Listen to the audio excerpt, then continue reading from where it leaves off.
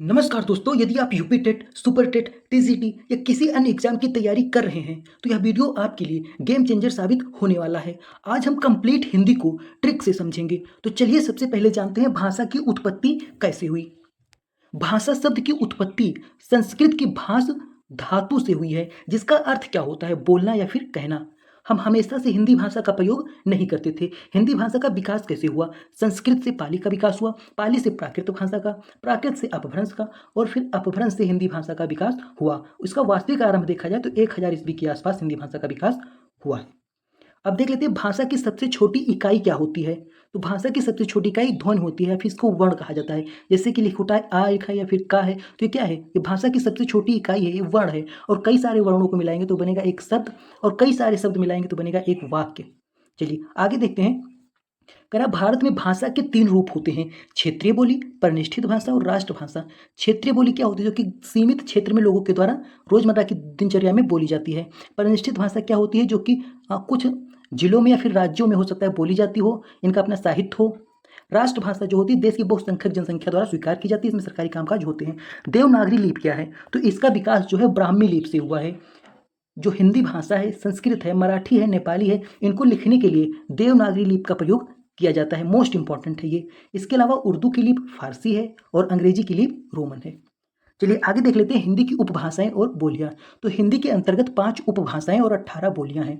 अभी 5 उपभाषाएं कौन सी हैं? पश्चिमी हिंदी, पूर्वी हिंदी, पहाड़ी हिंदी, बिहारी हिंदी और राजस्थानी हिंदी। तो पश्चिमी हिंदी के अंतर्गत ब्रजभाषा, खड़ी बोली, कौरवी, हरियाणी, बुंदेली, कन्नौजी आती है। इस क्षेत्र में बोला जाता है। इनको याद कैसे करेंगे? ट्रिक क्या है? बाबू ब्रज लाल खड़े हैं कन्नौज में, तो बाई ये साइलेंट है, बू से क्या हो जाएगा? हो जाएगा बुंदेली। ब्रज से ब्रजभाषा, ला यहाँ पे साइलेंट है, खा से क्या हो जाएगा? खड़ी बोली। कन्नौज से कन्नौजी। ऐसे पूर्वी हिंदी, अवधी, बघेली, छत्तीसगढ़ी। याद कैसे करेंगे? A B C. ए से क्या हो जाएगा? अवधी, बी से बघेली, सी से छत्तीसगढ़ी। इस ट्रिक से याद कर लेंगे। ये मोस्ट इंपॉर्टेंट है, क्वेश्चन तो 100% आएगा ही। अब राजस्थानी हिंदी की बात किया जाए तो मेवाती, मालवाड़ी, मारवाड़ी, जयपुरी। याद कैसे करेंगे? जयपुर में मामा, जयपुर में मामा, जयपुर से जयपुरी, में से मेवाती, माँ से मालवी और माँ से मारवाड़ी। बिहारी हिंदी, भोजपुरी, मैथिली, मगही। याद कैसे करेंगे? मैम भी, मैं से मैथिली, माँ से मगही, भी से भोजपुरी। पहाड़ी हिंदी, गढ़वाली, कुमाऊनी, नेपाली। याद कैसे करेंगे? कुनेग, कुनेग, कुने से क्या होगा? कु से होगा कुमाऊनी, ने से नेपाली, गा से गढ़वाली। तो इस ट्रिक से इसको याद कर लेंगे। चलिए आगे बढ़ते हैं। कह रहा है संवैधानिक दर्जा और भौगोलिक विस्तार। तो हिंदी जो है भारत के 10 राज्यों की राजकीय भाषा है। आपको मालूम होना चाहिए कि हिंदी 10 राज्यों की राजकीय भाषा है। अनुच्छेद, कह रहा है अनुच्छेद 343 में हिंदी को राजभाषा माना गया है। 14 सितंबर 1949 को संविधान सभा ने हिंदी को संघ की राजभाषा के रूप में स्वीकार किया, इसलिए 14 सितंबर को हिंदी दिवस मनाया जाता है। 8वीं अनुसूची में किसी भी भाषा को शामिल किया जाता है। उसके बाद लिखा हुआ है जो उत्तराखंड है वहाँ पे संस्कृत जो है द्वितीय राजकीय भाषा है। उत्तर प्रदेश के अंदर उर्दू है। चलिए देखते हैं 14 सितंबर को क्या है? भारतीय हिंदी दिवस मनाया जाता है, और 10 जनवरी को विश्व हिंदी दिवस मनाया जाता है। अगर पूछा जाए पहला विश्व हिंदी सम्मेलन कब हुआ था? 10 से 14 जनवरी के बीच में। कहाँ पे? नागपुर में। चलिए साहित्य का काल विभाजन और सर्वोच्च सम्मान देख लेते हैं। तो साहित्य का काल होता है, इसको 4 भागों में डिवाइड किया गया है। आदिकाल, जिसको वीर गाथा काल कहते हैं, भक्ति काल, पूर्व मध्यकाल, रीतकाल और आधुनिक काल। जैसे भारत का सर्वोच्च सम्मान क्या है? भारत रत्न है। उसी तरह साहित्य का सर्वोच्च सम्मान क्या है? ज्ञानपीठ पुरस्कार है। इसकी शुरुआत 1965 से हुई थी। इसमें 1 लाख रुपए प्रशस्ति पत्र और वाग्देवी की कांस्य की प्रतिमा दी जाती है। चलिए देख लेते हैं कुछ पत्र पत्रिकाओं के बारे में, जो कि सुपर टेट एग्जाम और टीजीटी के लिए काफ़ी ज़्यादा इंपॉर्टेंट रहने वाला है। तो पत्रिका है प्रजा हितैषी। इसका प्रकाशन कहाँ से होता था? तो इसका प्रकाशन आगरा से होता था। इसके संपादक थे राजा लक्ष्मण सिंह।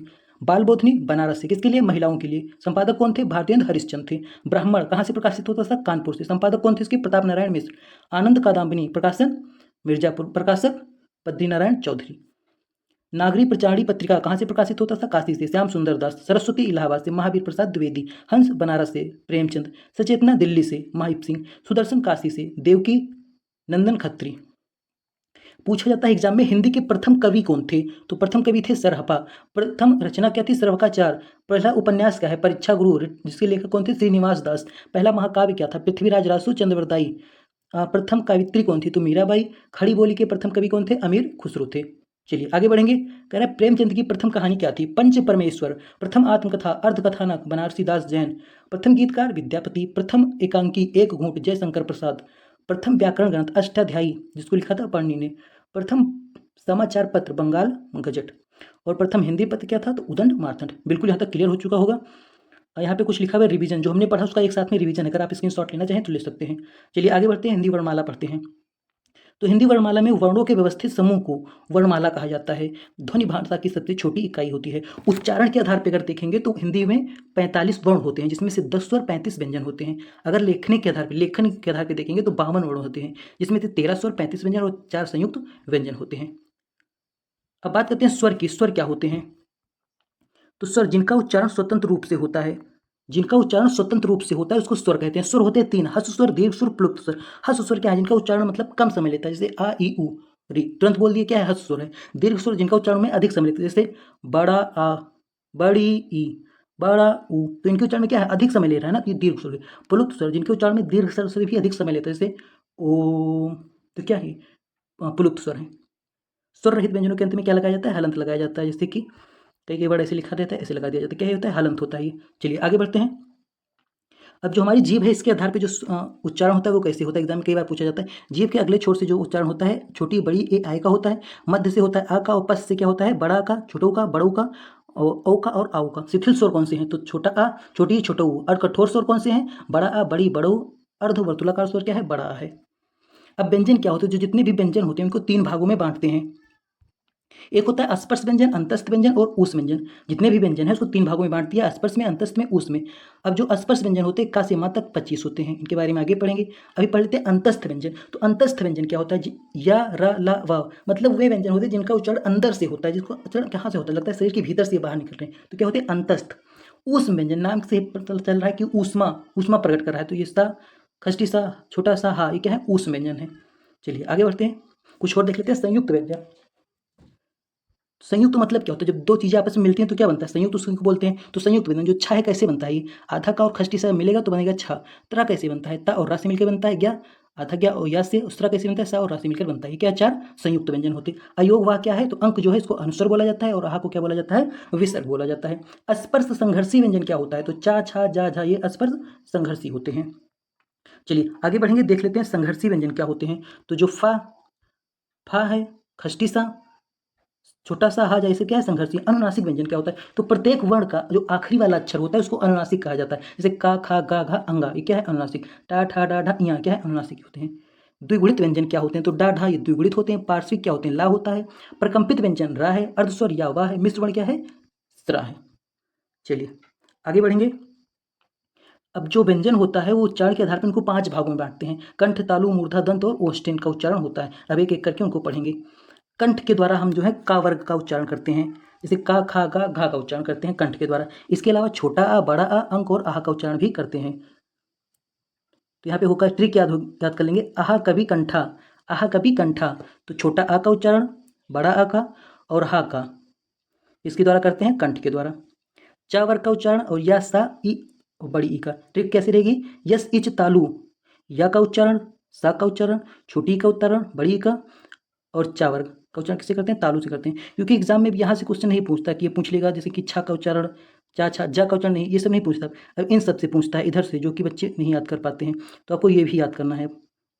उसके बाद मूर्धा की ट्रिक क्या रहेगी? रट ऋषि मूर्धा। दंत की क्या रहेगी? तुलसी दंत। ता, ता हो जाएगा, ला से ला और सा से सा, दंत दंत, दांत वाला। इसी तरह ओष्ठ का होता है उफ ओष्ठ। इस ट्रिक से इसको याद कर लेंगे, बिल्कुल आसान सी ट्रिक है, इसको आप स्क्रीनशॉट ले सकते हैं। उसके बाद है नसिका।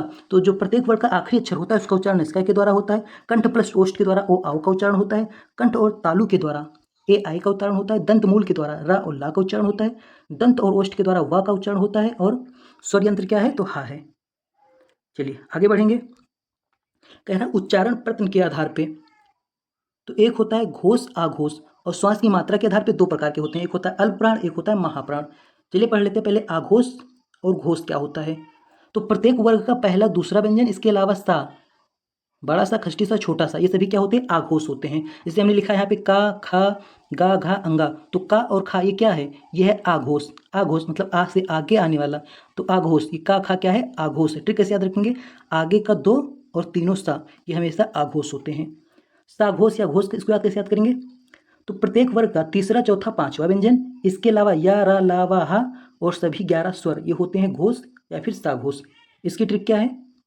वर्ग का लास्ट 3, वर्ग का लास्ट 3 इसके अलावा यार अलावा और 1100 इस ट्रिक से इसको याद कर लेंगे। चलिए अब जानते हैं अल्प प्राण और महाप्राण क्या होता है।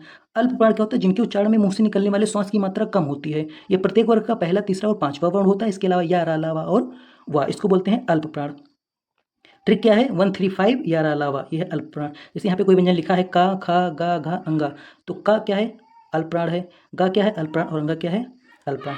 अब जो खा होगा, घा होगा, इसके उच्चारण में श्वास की मात्रा अधिक है, तो ये दोनों क्या होंगे? ये दोनों होंगे महाप्राण। तो महाप्राण इनके उच्चारण में श्वास की मात्रा अधिक होती है। प्रत्येक वर्ग का दूसरा और चौथा व्यंजन होता है। इसके अलावा सा, तीनों सा और हा, बिल्कुल क्लियर हो चुका होगा यहाँ तक। अनुनासिक, प्रत्येक वर्ग का लास्ट वाला अक्षर अनुनासिक होता है, ये भी बिल्कुल क्लियर है सब लोगों को। तो यहाँ पे पूरे का एक शार्ट में बताया गया, स्क्रीनशॉट आप चाहें तो ले सकते हैं। और जो चंद्र बिंदु होती है, हाँ, इनको अयोगवाह कहा जाता है। डा ढा उच्छ्वित व्यंजन है। हा विशेष प्रकार का वर्ण है जो कि सघोष भी है और महाप्राण भी है, दोनों श्रेणी में आता है। पांचवा वर्ग जो होता है वो अनुनासिक होता है।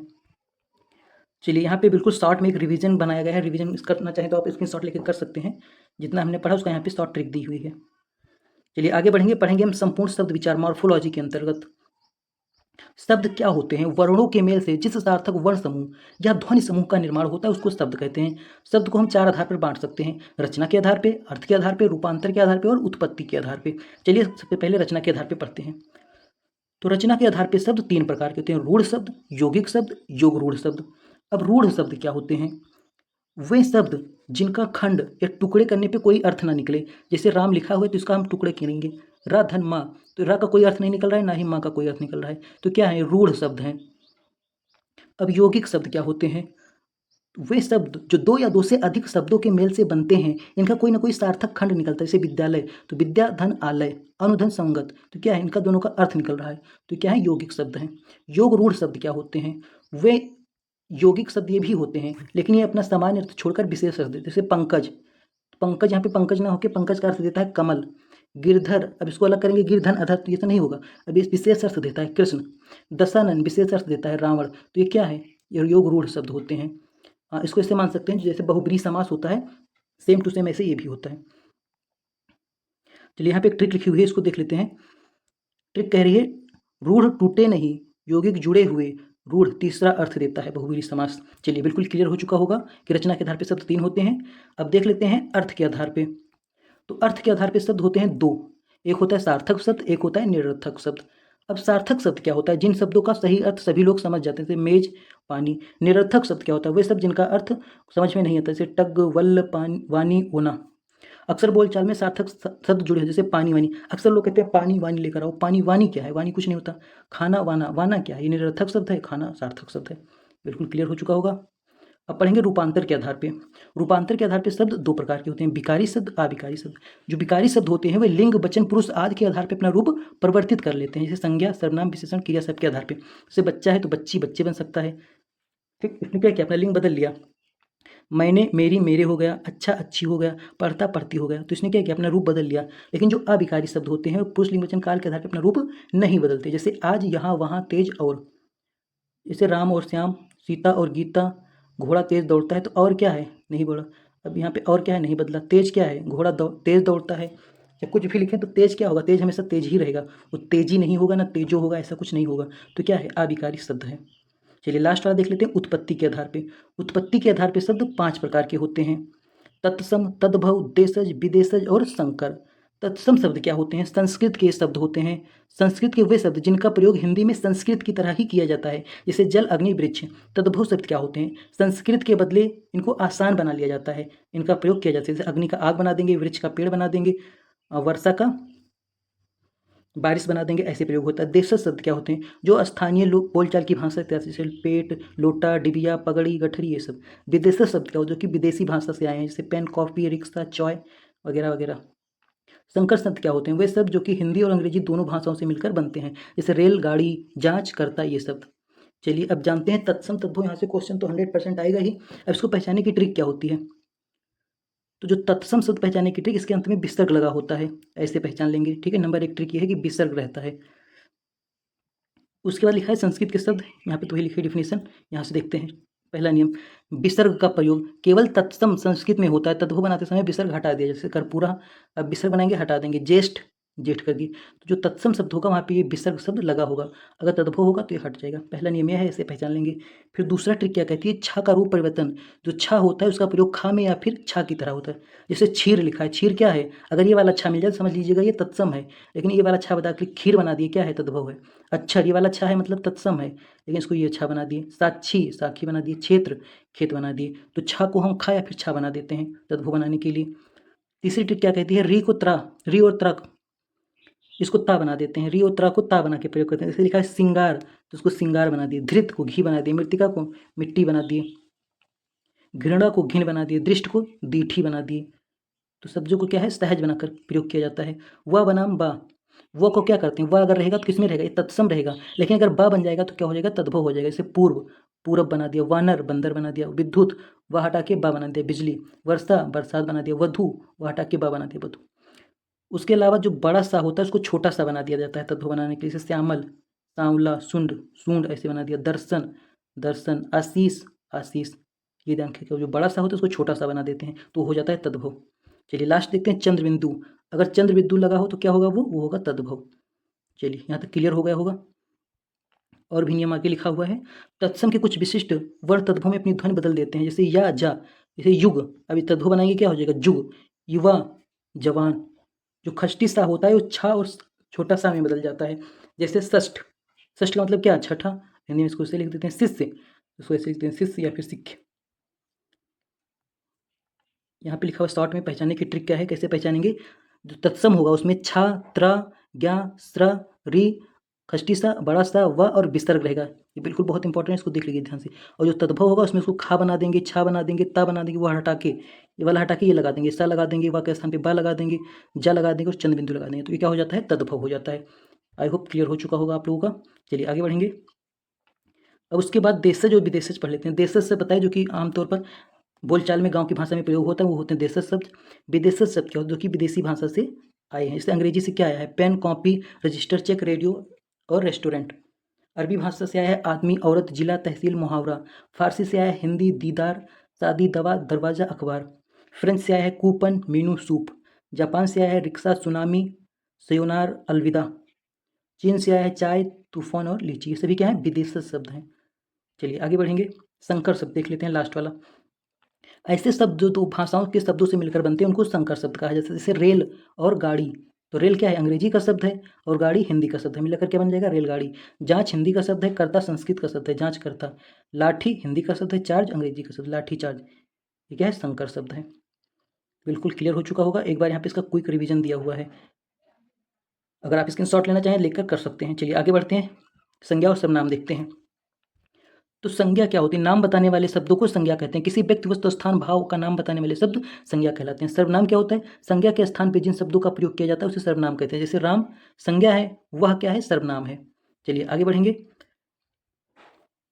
जो संज्ञा होती है वो 5 प्रकार की होती है। व्यक्तिवाचक संज्ञा, जातिवाचक संज्ञा, भाववाचक संज्ञा, समूहवाचक संज्ञा और द्रव्यवाचक संज्ञा। संज्ञा क्या होता है, किसी व्यक्ति का नाम, जैसे किसी का नाम रख देंगे, जैसे पेन, बॉटल, मेज, कुर्सी, पेड़, घर वगैरह, जिसका भी नाम हो जाएगा वो संज्ञा होगी। उसको अलग अलग कैटेगरी में डिवाइड कर देंगे। चलिए सबसे पहले देख लेते हैं व्यक्तिवाचक संज्ञा क्या होती है। कह रहा है जिस शब्द से किसी एक व्यक्ति, वस्तु या स्थान, नाम का बोध हो उसे व्यक्तिवाचक संज्ञा कहते हैं। अब इसकी ट्रिक क्या है, जब किसी व्यक्ति, वस्तु या स्थान के नाम का बोध हो तो वो व्यक्तिवाचक संज्ञा होगी। जैसे आगरा, यमुना, अमेरिका, दिशा, देशों के नाम, समुद्रों के नाम, नदियाँ, पर्वत, पुस्तक, ये सभी क्या होता है, व्यक्तिवाचक होता है। जातिवाचक क्या होता है, जिन शब्दों से किसी वस्तु, स्थान, व्यक्ति, प्राणी की पूरी जाति का बोध हो। जिस शब्द से संपूर्ण जाति का या वर्ग का बोध होता है उसको बोलते हैं जातिवाचक। जैसे लड़का, अब लड़का क्या है, ये जातिवाचक शब्द है। अगर लड़का में अगर हम नाम रखते किसी का राम, तो क्या हो जाएगा, व्यक्तिवाचक हो जाएगा।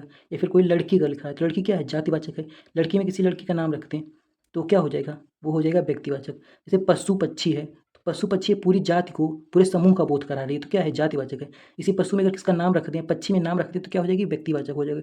अब जैसे पुस्तक लिखा हुआ है तो पुस्तक क्या है, जातिवाचक। पुस्तक में नाम रख दें हिंदी तो क्या हो जाएगी, व्यक्तिवाचक। ऐसे पर्वत, शहर, ठीक है, जहाँ पे पूरे का बोध कराए वो होती है जातिवाचक। भाववाचक क्या होती है, जिस शब्द से किसी व्यक्ति, वस्तु के गुण, धर्म, दशा, कार्य, व्यापार का बोध होता है उसे भाववाचक कहते हैं। जैसे लंबाई, लंबाई क्या है, एक भाव है। नम्रता, मिठास, चाल, बुढ़ापा, गर्मी, क्रोध, भूख, प्यास क्या है, एक भाव है, तो इसको भाववाचक संज्ञा कहते हैं। चलिए आगे बढ़ेंगे और समूहवाचक और द्रव्यवाचक देखेंगे।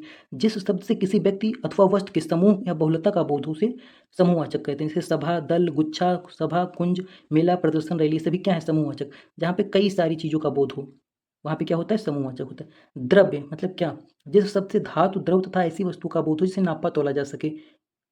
ट्रिक इसकी क्या रहेगी, जो शब्द द्रव पदार्थ मटेरियल या फिर लिक्विड का बोध कराते हैं वो होते हैं द्रव्यवाचक। जैसे सोना, चांदी, तेल, लकड़ी, पानी, ये सब। आई होप आप लोगों को ये क्लियर हो चुका होगा संज्ञा। चलिए आगे बढ़ते हैं, सर्वनाम के बारे में जानते हैं। तो इस संज्ञा के स्थान पर प्रयुक्त होने वाले शब्द होते हैं सर्वनाम। जैसे हिंदी में 11 जो है मूल सर्वनाम है, मैं, तुम, आप, यह, वह, जो, सो, कोई, कौन, कुछ, क्या। सर्वनाम जो होते हैं 6 प्रकार के होते हैं। पुरुषवाचक सर्वनाम, निश्चयवाचक, निजवाचक, निश्चयवाचक, अनिश्चयवाचक, संबंधवाचक और प्रश्नवाचक सर्वनाम। चलिए एक एक करके इन सबको भी पढ़ते हैं।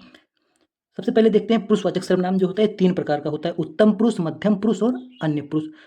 जो उत्तम पुरुष होता है बोलने वाला इसका प्रयोग अपने लिए करता है। जैसे मैं, मेरा, मुझे, हम, हमारा। ये याद रखिए, उत्तम पुरुष जो होता है ये मैं, मेरा, मुझे, हम, अपना मतलब अपने लिए प्रयोग करता है। उत्तम पुरुष जो होता है ये सुनने वाले व्यक्ति के लिए प्रयोग किया, जैसे तू, तुम, तुम्हारा या फिर आपका। जो अन्य पुरुष होते हैं बोलने तथा सुनने वाले के अतिरिक्त किसी अन्य व्यक्ति के लिए प्रयोग किया, जैसे यह, वह, ये, वे, उनका और। ये होते हैं अन्य पुरुष। बिल्कुल क्लियर हो चुका होगा। आगे बढ़ते हैं। अब पढ़ते हैं निश्चयवाचक और अनिश्चयवाचक। जो निश्चयवाचक होता है जिस सर्वनाम शब्द से व्यक्ति या वस्तु की निश्चितता का बोध हो, निकट या दूर की वस्तु का निश्चित बोध हो, उसे बोलते हैं निश्चयवाचक। जैसे यह, वह, ये, वे, ये क्या होते हैं निश्चयवाचक होते हैं, यह, वे। और जो अनिश्चयवाचक सर्वनाम होता है इसमें किसी वस्तु या व्यक्ति का बोध, निश्चित बोध नहीं होता। जैसे कोई, कुछ, कोई आया है, कौन आया है कुछ पता ही नहीं, कुछ लाया है, क्या लाया है कुछ पता नहीं, तो क्या है अनिश्चयवाचक है। यह मेरी पुस्तक है, बिल्कुल निश्चय है, यह मेरी पुस्तक है, बिल्कुल निश्चित है ना ये, तो क्या है निश्चयवाचक है। वे तुम्हारे आदमी हैं, ये भी बिल्कुल निश्चय है। बाहर कोई खड़ा है, कौन खड़ा है कुछ पता ही नहीं, तो क्या है निश्चयवाचक। कमरे में कुछ पड़ा है, कमरे में कुछ पड़ा है, कुछ मतलब क्या पड़ा, कुछ नहीं पता, तो क्या है अनिश्चयवाचक है। चलिए आगे बढ़ते हैं, संबंधवाचक और प्रश्नवाचक देखते हैं। कह रहा है वाक्य में किसी दूसरे सर्वनाम संबंध से संबंध स्थापित करना। जैसे जो, सो, जिसकी, उसकी, वो होता है संबंधवाचक सर्वनाम। जैसे जो बोएगा सो काटेगा, जिसकी लाठी उसकी भैंस। मतलब दो वाक्यों के बीच में जो संबंध स्थापित कर दे वो होता है संबंधवाचक। जो, सो, जिसकी, उसकी। प्रश्नवाचक क्या होता है, जो प्रश्न करने के लिए प्रयोग किया, जैसे कौन, कब, कहाँ, क्यों, कैसे। लास्ट में देख लेते हैं निजवाचक सर्वनाम। किसी निराकार या उदाहरण के लिए करता अपनेपन का बोध करता है, जैसे स्वयं, खुद, अपना, अपने आप। जैसे मैं अपने आप ही चला आया था, तो जब अपने लिए प्रयोग होता है तो होता है निजवाचक सर्वनाम। चलिए सर्वनाम भी बिल्कुल क्लियर हो चुका होगा। आगे बढ़ते हैं, यहाँ पे कुछ एग्जाम्पल दिया हुआ है, इसको देख लेते हैं। जैसे मैं पढ़ रहा हूँ, ये क्या है, ये उत्तम पुरुष है क्योंकि बोलने वाला अपने लिए प्रयोग कर रहा है, मैं पढ़ रहा हूँ। तुम कब आओगे, ये क्या है मध्यम पुरुष है, ये दूसरे के लिए प्रयोग कर रहा है। वे आपस में लड़ रहे थे, ये क्या है अन्य पुरुष है। यह अपना ही घर है, अपना, अपना का प्रयोग हो गया ना, तो क्या है निजवाचक है। चलिए आगे बढ़ेंगे। क्विक रिवीजन यहाँ पे दिया हुआ है, एक बार इसको देख लेते हैं। व्यक्तिवाचक विशेष नाम बताते हैं, जैसे राम, आगरा, गंगा। जातिवाचक संपूर्ण वर्ग का बोध कराते हैं, लड़का, पर्वत, नदी। भाववाचक क्रोध, मिठास, बुढ़ापा का बोध कराते हैं। समूहवाचक क्या होते हैं, सभा, दल, सेना का बोध कराते हैं। द्रव्यवाचक क्या होते हैं, नाप, तौल का बोध कराते हैं। पुरुषवाचक जो होता है इसमें जो पुरुषवाचक में जो उत्तम पुरुष होता है मैं, तुम, हम का बोध कराता है। मध्यम पुरुष जो होता है वो आपका, तुम्हारा बोध कराता है। जो अन्य पुरुष होते हैं ये, वे, उनका, ये सब बोध कराते हैं। निश्चयवाचक यह, हवा का बोध कराता है। अनिश्चयवाचक कोई, कुछ का। संबंधवाचक जो, सो, जिसकी, उसकी। प्रश्नवाचक कौन, क्या, क्यों, ऐसे बोध कराता है। जो निजवाचक होता है आप, अपना, स्वयं का बोध कराता है। तो इसका आप स्क्रीनशॉट ले सकते हैं। चलिए आगे बढ़ते हैं, ये लिंग, जेंडर के बारे में समझते हैं। तो सबसे पहले जान लेते हैं कि शब्द के जिस रूप से पुरुष अथवा स्त्री जाति का बोध होता है उसे लिंग कहते हैं। जैसे कि पुल्लिंग और स्त्रीलिंग लिखा हुआ है। पुल्लिंग में अगर सजीव की बात करें तो लड़का क्या है, पुल्लिंग है। शेर, राजा, घोड़ा, बच्चा, हंस। निर्जीव में बात करें मकान, फूल, नाटक, लोहा, चश्मा। भाव की बात करें दुख और लगाव, ये सभी क्या है पुल्लिंग है। ये सभी पुल्लिंग क्यों है इसको आगे बिल्कुल ही डिटेल में और ट्रिक से समझेंगे। स्त्रीलिंग की बात करें तो सजीव में जैसे लड़की, शेरनी, रानी, बंदरिया, बकरी, सुई, कुर्सी, गर्दन, लज्जा, बनावट, सभी क्या है स्त्रीलिंग है। अब इसमें क्यों है इसको समझने के लिए आगे ट्रिक देखनी पड़ेगी। तो चलिए देखते हैं। बात कर रहा है पुल्लिंग के प्रत्यय। प्रत्यय क्या होते हैं, वे शब्द जो कि किसी शब्द के बाद में लगते हैं, अंत में लगते हैं, उनको प्रत्यय कहा जाता है। प्रत्यय भी आगे पढ़ेंगे, उपसर्ग और प्रत्यय। अभी देख लेते हैं, कह रहा है अकारांत शब्द जैसे गुस्सा, चश्मा, पैसा, छाता, ये सभी क्या होंगे पुल्लिंग होंगे।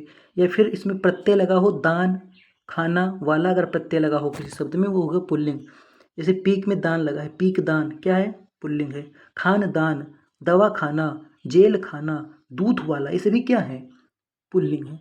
या फिर आ और बड़ा आ हो, जैसे रेल, खेल, बाग, लोटा, मोटा, घोटा, ये सभी। या फिर लास्ट में आओ पा पन हो, जैसे आओ, पुलाव, बहाव, फैलाव, पा हो बुढ़ापा, मोटापा, पुजापा, या पन हो बचपन, अपनापन, सीधापन, लड़कपन, तो ये हो जाएगा पुल्लिंग। या फिर का त्वा आव औड़ा हो, जैसे कि लेखक, गायक, बालक, कार है, त्वा महत्व, पुरस्त, तो मनुष्यत्व, ये क्या हो जाएगा? पुल्लिंग हो जाएगा। या फिर आवा, भुलावा, छलावा, दिखावा, हथौड़ा, पकौड़ा, तो ये सभी क्या हो जाएगा? पुल्लिंग हो जाएगा। चलिए स्त्रीलिंग में देख लेते हैं। अगर इनमें प्रत्यय ई हो, लेकिन ना नी ई प्रत्यय है, बेटी, भाभी, या फिर आ और ता हो, भाषा, कविता, प्रज्ञा, दया, आई या फिर आवट हो, जैसे मिठाई, सगाई, धुनाई, बनाई, आवट, सजावट, बनावट, गिरावट, लिखावट, या फिर आहट हो, कुतिया, बुढ़िया, चिड़िया, आहट में चिल्लाहट, चिकनाहट, कड़वाहट, आस में मिठास, खटास, तो ये होता है स्त्रीलिंग।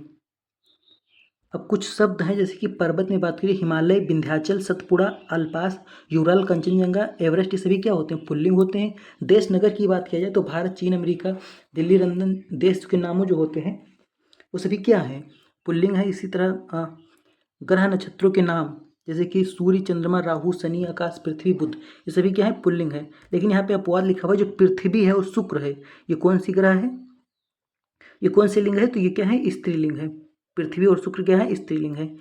इसी तरह सागर की बात किया जाए तो हिंद, प्रशांत, अरब, अंडमान निकोबार, ये सभी जो द्वीप वगैरह हैं सभी क्या हैं? पुल्लिंग हैं। नक्षत्र की बात किया जाए, अश्वनी, रेवती, मृगशिरा, चित्रा, भाड़ी, ये सभी क्या हैं? तो ये स्त्रीलिंग है। नदियों की बात किया जाए, अगर रावी, कावेरी, कृष्णा, यमुना, सतलज, व्यास, गोदावरी, झेलम, गंगा, ये सभी क्या हैं? स्त्रीलिंग है। चलिए आगे बढ़ते हैं। समय, संस्कृति और समाज की बात करते हैं। जैसे समय होता है घंटा, पल, क्षण, मिनट, सेकंड। दिन की बात किया जाए तो सोमवार, मंगलवार, रविवार, सभी क्या होंगे? पुल्लिंग होंगे। महीने की बात किया जाए, फरवरी, मार्च, चैत, वैशाखी, सभी क्या होंगे? पुल्लिंग होंगे। लेकिन अपवाद क्या है? जनवरी, मई और जुलाई, ये जो मंथ होते हैं ये स्त्रीलिंग होते हैं और एग्जाम में अक्सर अपवाद ही पूछा जाता है। समूह की बात की जाए तो मंडल, समाज, दल, समूह, वर्ग, क्या क्या होंगे? सभी होंगे पुल्लिंग। स्त्रीलिंग की बात की तो जो तिथियां होती है, जैसे पूर्णिमा हो गया, अमावस्या, एकादशी, चतुर्थी या फिर प्रथमा, ये सभी क्या होते हैं? स्त्रीलिंग होते हैं। भाषा या लिपि की बात करें, जैसे देवनागरी लिपि हो गया, अंग्रेजी, हिंदी, अरबी, फारसी, जर्मनी, सभी क्या होते हैं? या पुस्तकों के नाम कुरान, रामायण, गीता, सभी स्त्रीलिंग होंगे। समूह की बात की जाए, भीड़, कमेटी, सेना, सभा, कक्षा, सभी क्या होंगे? स्त्रीलिंग होंगे। इसी तरह वृक्ष और फल की बात किया जाए तो ये सभी क्या होंगे? पुल्लिंग होंगे। ये सभी पुल्लिंग। और भारी बेडोल वस्तुएं, जैसे कि जूता, रस्सी, सभी क्या होते हैं? पुल्लिंग होते हैं। छोटी और सुंदर वस्तुएं जो होती है, जैसे जूता, रस्सी, लटिया, पहाड़ी, सभी क्या होती हैं? स्त्रीलिंग होती हैं। चलिए कुछ अनाज वगैरह के बारे में देख लेते हैं। गेहूं, बाजरा, जौ, चना, ये सभी क्या होते हैं? पुल्लिंग होते हैं। जबकि मक्का, ज्वार, अरहर, मूंग, ये सभी स्त्रीलिंग होते हैं। द्रव की बात किया जाए अगर, शरबत, दही, दूध, पानी, तेल, कोयला और पेट्रोल, घी वगैरह पुल्लिंग होता है। जबकि चाय, कॉफ़ी, लस्सी, चटनी, जो प्यारी स्वीट सी चीज़ होती है वो क्या होती है? स्त्रीलिंग होती है। आहार मसाले की बात की जाए तो हलवा, अचार, रायता, ये अपवाद है। बाकी दाल, चीनी, लौंग, इलायची, धनिया, सभी क्या होते हैं? स्त्रीलिंग होते हैं। चलिए इसको और आसानी से समझते हैं भी। जो शरीर के ऑर्गन होते हैं, जैसे हाथ, पैर, गला, अंगूठा, कान, सिर, मस्तक, मुंह, घुटना, दांत, ये सभी पुल्लिंग होते हैं। जो हमारे शरीर के कोमल और नाजुक अंग होते हैं, जैसे जीभ, आँख, नाक, उंगली, पलके, ढूंढी, सभी क्या होते हैं? स्त्रीलिंग होते हैं। चलिए यहाँ पे लिखा हुआ है सलवार, चुन्नी, धोती, टोपी, पैंट, कमीज, ये सभी क्या होते हैं? चूड़ी, कंगन, अंगूठी, ये सभी स्त्रीलिंग होते हैं। कुछ शब्द सदैव पुल्लिंग होते हैं जो कि यहाँ पे लिखे हैं, कुछ शब्द सदैव स्त्रीलिंग होते हैं। चलिए आगे बढ़ते हैं। अब यहाँ पे एक लिखा हुआ है उभयलिंगी। तो जैसे कि ये शब्द है राष्ट्रपति, तो राष्ट्रपति में हम नहीं बता सकते कि पुल्लिंग है कि स्त्रीलिंग है। उपराष्ट्रपति, प्रधानमंत्री, मुख्यमंत्री, हम नहीं बता सकते कि पुल्लिंग है कि स्त्रीलिंग है। तो इन शब्दों के लिए लिंग, प्रयोजक चिन्ह, क्रिया अथवा विशेषण लगाया जाता है। क्रिया फिर विशेषण लगा देते हैं तो पता चल जाएगा ये पुल्लिंग है कि स्त्रीलिंग। जैसे भारत की राष्ट्रपति श्रीमती प्रतिभा देवी पाटिल हैं, की लगा दिए ना, तो यहाँ पे क्या बोध हो रहा है कि ये क्या है? स्त्रीलिंग है।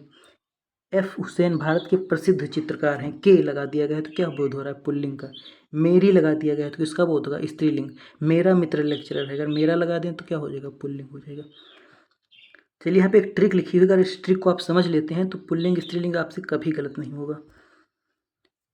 हमें क्या करना है, कोई भी वर्ड दिया है, जैसे वर्ड दिया हुआ है किताब, हमें पता करना है किताब पुल्लिंग है कि स्त्रीलिंग है। तो इसके आगे हम लगाएंगे मेरा या फिर मेरी। सबसे पहले इसके आगे हम मेरा लगाते हैं।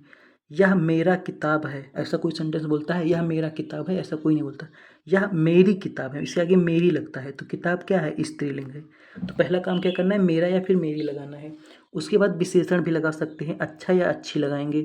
अगर इससे बन रहा है तो ठीक है, नहीं तो विशेषण लगा के देखेंगे। जैसे लिखा हुआ है दिन, अब दिन के आगे लगाएंगे अच्छी।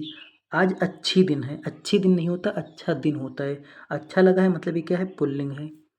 रात होती है कि रात होता है? रात होती है, तो रात क्या है? स्त्रीलिंग है। तो ये तीनों वर्ड लगाकर हम चेक कर सकते हैं पुल्लिंग है कि स्त्रीलिंग है।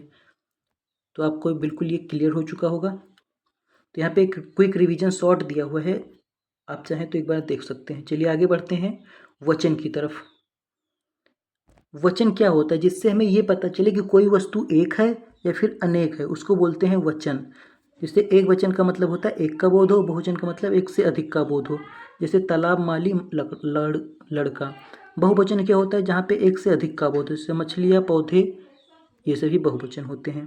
जैसे लिखा है तालाब में मछलियाँ तैर रही हैं, तो तालाब क्या है? एक वचन है। मछलियाँ बहुत सारे का बोध हो रहा ना, तो ये क्या हो जाएंगी? बहुवचन हो जाएंगी। चलिए इसको और आगे अच्छे से क्लियर करते हैं। कह रहा चेतावनी, ये शब्द हमेशा बहुवचन में प्रयोग होते हैं।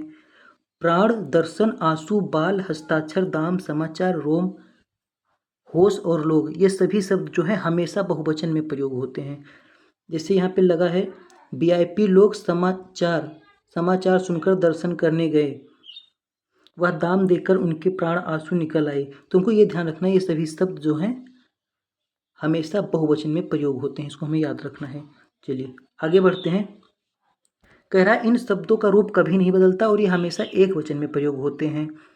क्रोध, प्रेम, क्षमा, द्रव्य पदार्थ से सोना और दूध, प्राकृतिक तत्व, वर्षा, पानी, आग, हवा, जल, छाया, समूह में जनता, सामग्री, सामान, ये सभी किसमें प्रयोग होते हैं? सदैव एक वचन में प्रयोग होते हैं, इसको भी याद रखिएगा। आदर और पहचानने के नियम, यहाँ पे कुछ लिखा है व्यवहार का नियम। आदर, आदरणीय व्यक्तियों के लिए सदैव बहुवचन का प्रयोग होता है। अगर कोई व्यक्ति आदरणीय है तो उसके लिए क्या होगा? बहुवचन का प्रयोग होता है।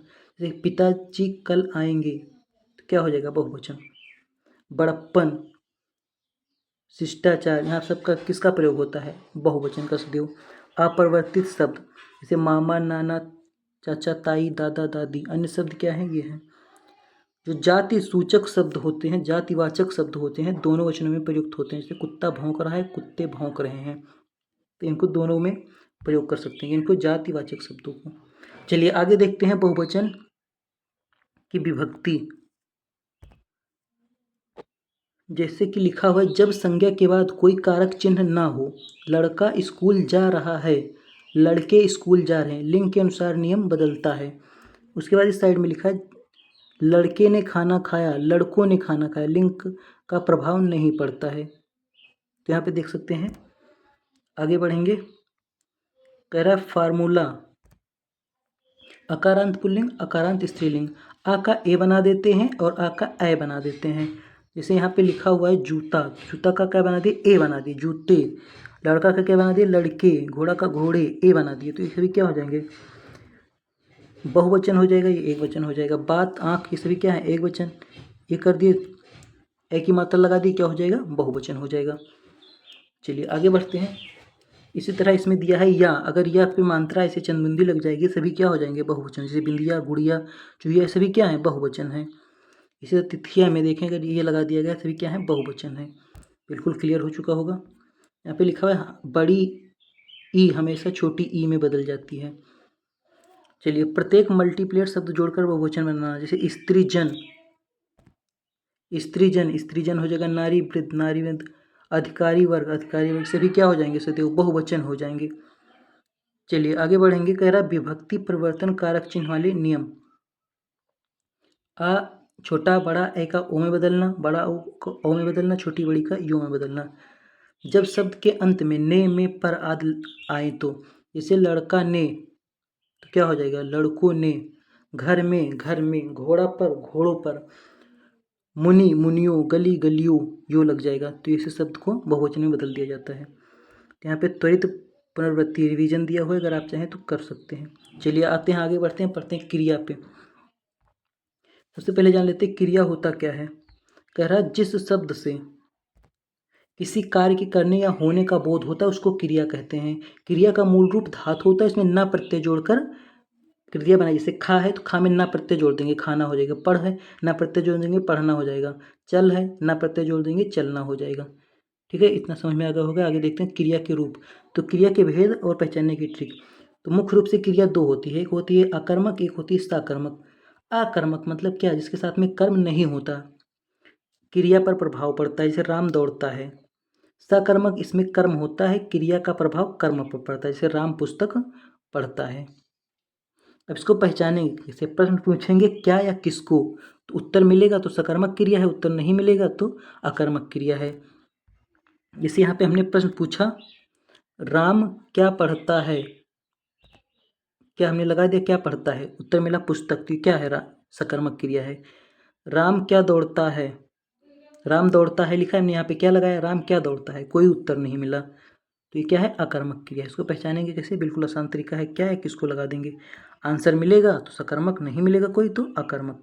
इसके अलावा कुछ अन्य क्रिया भी होती है, इसको भी देख लेते हैं। द्विकर्मक होती है, जहाँ पे दो कर्म होते हैं। एक होता है प्रेरणार्थक क्रिया, जहाँ पे कर्ता स्वयं न करके दूसरे से कार्य करवाता है, ये होता है प्रेरणार्थक। नाम धातु क्रिया, संज्ञा सर्वनाम या विशेषण से बनी क्रिया होती है। संयुक्त क्रिया क्या होती है, दो या दो क्रियाओं के संयोग से बनती है। पूर्वकालिक क्रिया, मुख्य क्रिया होने से पहले होने वाली क्रिया जो होती है पूर्वकालिक क्रिया कहलाती है। उसके बाद में लास्ट में है सहायक क्रिया, मुख्य क्रिया की सहायता करने वाली क्रिया होती है। जैसे वह जा रहा है, तो जा जा क्या है, तो क्रिया है, रहा है क्या है, सहायक क्रिया है। चलिए बिल्कुल क्लियर हो चुका होगा क्रिया, इसमें कुछ खास था नहीं। आगे बढ़ते हैं, देखते हैं विशेषण। तो विशेषण में तीन पार्ट होते हैं, एक होता है परिविशेषण, एक होता है विशेषण, एक होता है विशेष। विशेषण क्या होता है, जो शब्द संज्ञा सर्वनाम की विशेषता बताता है, जैसे गुण दोष परिणाम संख्या बताता है, उसको विशेषण कहते हैं। परिविशेषण कहते हैं, जिसकी विशेषता बताई जाती है उसको विशेषण कहते हैं। जिन शब्दों से विशेषण की भी विशेषता का बोध हो उसे परिविशेषण कहते हैं। चलिए इसको एग्जाम्पल से समझते हैं। जैसे लिखा हुआ है काजल बहुत सुंदर लड़की है, तो यहाँ पे किसकी विशेषता बताई जा रही है, यहाँ पे विशेषता बताई जा रही है काजल की। तो काजल क्या है, ये तो संज्ञा है।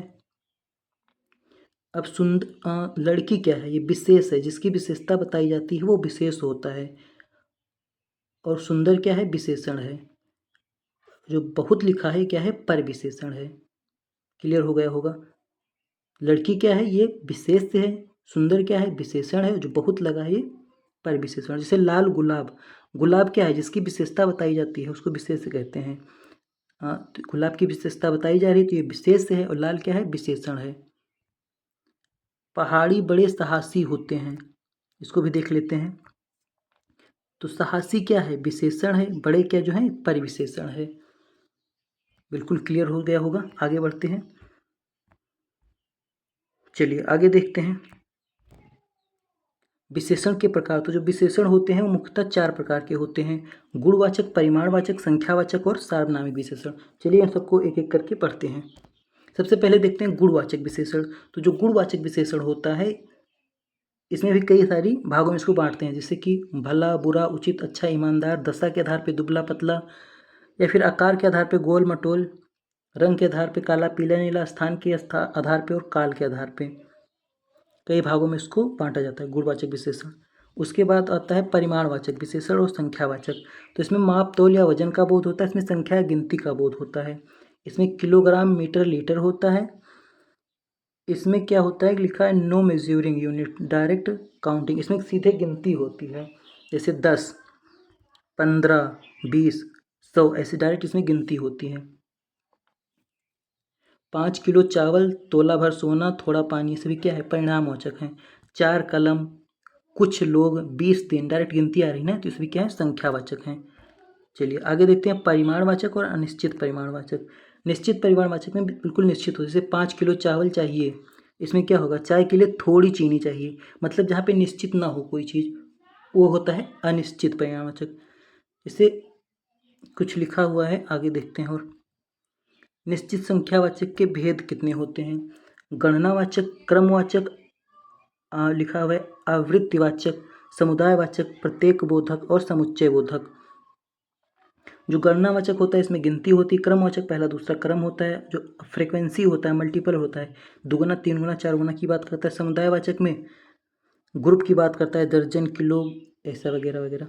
और जो हमारे प्रत्येक बोधक होते हैं इसमें क्या है, हर प्रत्येक या प्रत्येक दो दो सवा, जिंदगी के हर दिन दौड़ भाग रहती है, ये सब लिखा हुआ है। चलिए आगे देखते हैं सार्वनामिक विशेषण, लास्ट वाला। कह रहा है जो सर्वनाम संज्ञा की विशेषता की ओर संकेत करते हैं, जब वह इस उस आदि शब्द से विशेषता बताते हैं तो उसको सार्वनामिक विशेषण। जैसे उस कुर्सी को ले आओ, यह वह तुम्हारी कलम है, उस पेन को यहाँ रख दो, मेरा पुस्तक वह बालक है। जब इस उस ऐसे शब्द आ जाते हैं तो क्या होता है, सर्वनामिक विशेषण। चलिए आगे देखते हैं विशेषण शब्दों की रचना, पार्ट 1, फार्मूला ऑफ एडजेक्टिव। तो संज्ञा से विशेषण कैसे बने, जैसे अंश से क्या बन जाएगा, आंशिक, धर्म से धार्मिक, नीति से नैतिक, अंक से अंकित, ध्वनि से ध्वनित, इनसे विशेषण बन जाते हैं। जैसे यहाँ पे लिखा हुआ है संज्ञा से कैसे बनता है, जैसे लिखा हुआ है बुद्धि, क्या लगा देंगे, मान, बुद्धिमान। श्री, मान लगा देंगे, श्रीमान, ये क्या हो जाएगा, विशेषण हो जाएगा। कर्म क्या है, संज्ञा है, रत लगा देंगे, कर्म रत, क्या हो जाएगा, विशेषण हो जाएगा। सर्वनाम से कैसे बनता है, जैसे वह वैसा लगा देंगे। चलिए विशेषण की पहचानने की ट्रिक क्या है, विशेषण कैसे पहचाने, संज्ञा से पहले कैसा, कौन, कहाँ, ये सब लगा देंगे ये वर्ड, तो हमें पता चल जाएगा कि विशेषण लगा। जैसे कैसा आदमी, तो अच्छा आदमी या बुरा आदमी अगर पता चल रहा है तो क्या है, विशेषण हो जाएगा। कौन आदमी, पहला आदमी, दूसरा आदमी, कहाँ का आदमी, रूस का आदमी, जापान का आदमी, कितने आदमी, 5-7, तो ऐसे में पता चल जाएगा ये विशेषण की। विशेष कैसे पहचानेंगे, वाक्य में कौन लगा देंगे। जैसे अच्छा विद्यार्थी, कौन अच्छा, उत्तर मिल रहा है विद्यार्थी, तो ये क्या हो जाएगा, विशेष पहचान लेंगे। गुणवाचक पहचानेंगे कैसे, विशेष में कैसा कैसी लगा देंगे, जो उत्तर मिलेगा वही गुणवाचक विशेषण हो जाएगा। जैसे रमेश मोटा है, अब हमने लगा दिया कैसा, रमेश कैसा है, उत्तर मिल रहा है मोटा है, तो क्या है, गुणवाचक विशेषण है। चलिए आगे देखते हैं, 1 पेज क्विक रिवीजन है जो हमने पीछे पढ़ा था, चाहे तो आप देख सकते हैं। चलिए वाच्य के बारे में पढ़ते हैं, वॉइस। वाच्य क्या होता है, वाच्य उस रूप रचना को कहते हैं जिससे यह पता चलता है कि क्रिया को मूल रूप से चलाने वाला कौन है, कर्म है या फिर भाव है। दूसरे शब्दों में अगर कहें तो वाक्य में कर्ता, कर्म या भाव की प्रधानता का बोध कराने वाले शब्द को वाच्य कहते हैं। जैसे गाड़ी है, ये ड्राइवर है, इस क्रिया है, तो इसको चला कौन रहा है, कर्ता चला रहा है, फिर भाव चला रहा है, फिर कर्म, कौन चला रहा है, जो चला रहा है उसी को वाच्य कहते हैं। वाच्य 3 प्रकार के होते हैं, कृतवाच्य, क्रमवाच्य और भाववाच्य। चलिए तीनों को समझ लेते हैं। कृतवाच्य क्या होता है, जिस वाक्य में कर्ता की प्रधानता होती है उसे कृतवाच्य कहते हैं। जैसे उदाहरण के लिए सीता गाती है, कर्ता ने, शून्य कारक चिन्ह, यहाँ पे कारक चिन्ह नहीं होता है। जैसे सीता गा रही तो क्या है, कर्ता सीता है, वो गा रही है, कृतवाच्य हो जाएगा। क्रमवाच्य क्या होता है, जिस वाक्य में कर्म की प्रधानता स्पष्ट होती है उसे क्रमवाच्य कहते हैं। जैसे पत्र पढ़ा गया, पत्र क्या हुआ, पढ़ा गया है। वाक्य के कर्ता के बाद कारक चिन्ह के द्वारा या फिर निर्जीव कर्ता हो, के द्वारा हो या फिर अगर निर्जीव कोई करता है तो क्या होता है, क्रमवाच्य होता है। पत्र क्या है, निर्जीव है, तो क्या हो जाएगा, क्रमवाच्य हो जाएगा। जहाँ पे कर्ता न होकर क्रम प्रधान होता है वो होता है क्रमवाच्य। भाववाच्य क्या होता है, जिस वाक्य में भाव की प्रधानता स्पष्ट होती है उसे भाववाच्य कहते हैं।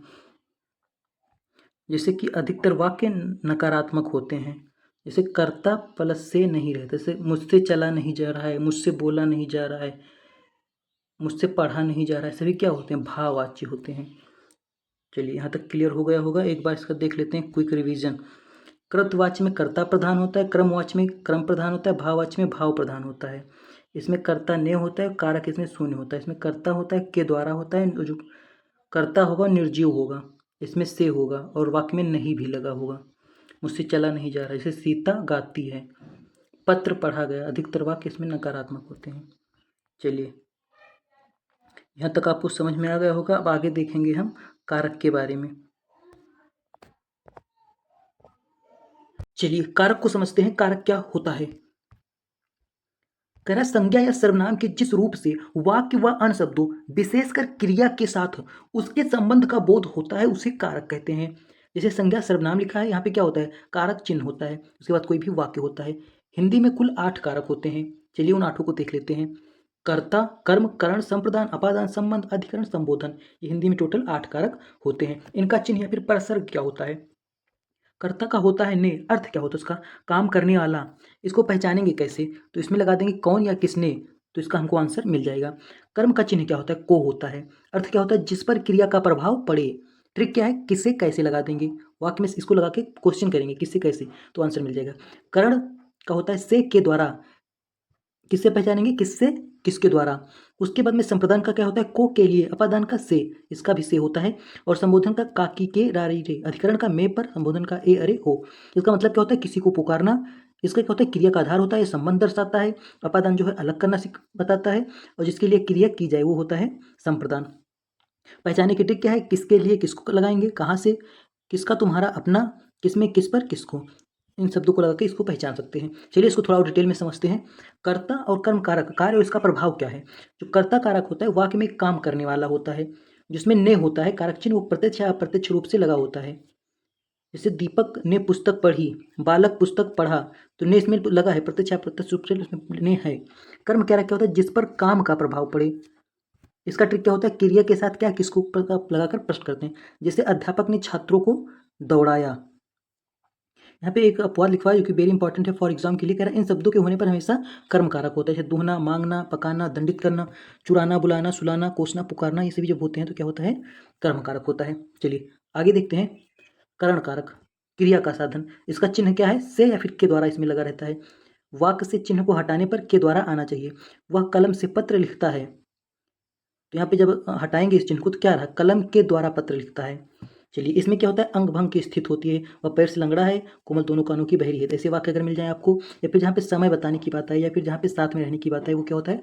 करण कारक होता है। चलिए और आगे बढ़ते हैं, समझते हैं संप्रदान कारक को। देने का भाव, चिन्ह को या फिर के लिए। यदि वाक्य में को आता है तो उसका तात्पर्य के लिए से होता है। जैसे कि बच्चा पढ़ने के लिए स्कूल गया, सभी छात्र जीवन को सुखमय बनाने के लिए पढ़ रहे हैं। अब यहाँ पे अपवाद क्या होता है कि सदा के लिए दी जाए कोई वस्तु, जैसे राजा ब्राह्मण को दान देता है, यहाँ को कर्म नहीं है, ये संप्रदान है। क्योंकि जो कोई वस्तु सदा के लिए दी जाती है तो क्या हो जाती है? संप्रदान हो जाती है। नमस्कार या फिर प्रणाम, गुरु जी को नमस्कार करता है, माता जी को सादर प्रणाम करना। देवताओं को समर्पित या हवन सामग्री देवताओं को समर्पित है, तो सभी क्या हो जाएंगे? संप्रदान कारक हो जाएंगी। चलिए आगे देखते हैं अपादान। तो यहाँ पे अलगाव की स्थिति, जब कोई चीज़ अलग होती है तो वहाँ पे अपादान कारक होता है। जहाँ हमेशा के लिए अलगाव का बोध हो, हमेशा के लिए, परमानेंट। जैसे पेड़ से पत्ते गिरते हैं, तो पेड़ है ये, पेड़ से पत्ता क्या हो, जमीन पे गिर रहा है, एकदम एकदम से अलग हो रहा है। गंगा हिमालय से निकलती हो, गांव से पढ़ने आया। अपवाद क्या है यहाँ पे? तुलना। जहाँ दो व्यक्तियों वस्तु की तुलना की जाए वहाँ अपादान कारक होता है। जैसे राम सीता से अधिक सुंदर है, राम सीता से बड़ी है, जहाँ पे ऐसी तुलना हो वहाँ पे कौन सा कारक होगा? वहाँ पे अपादान कारक होगा, ये बात बिल्कुल ध्यान रखिएगा। से चक्रव्यूह का चरण वर्सेस अपादान, कह रहा है करण कारक। यह क्या काम करने का नजरिया है? वह कुल्हाड़ी से वृक्ष काटता है, मैं पिताजी के साथ बाजार जाता हूँ। अपादान में क्या है? पेड़ से पत्ते गिरते हैं, राधा चांद से भी अधिक सुंदर है, तो ये अपादान कारक होगा। से इसमें भी आ रहा है, से इसमें भी आ रहा है, ये ध्यान रखना है हमको।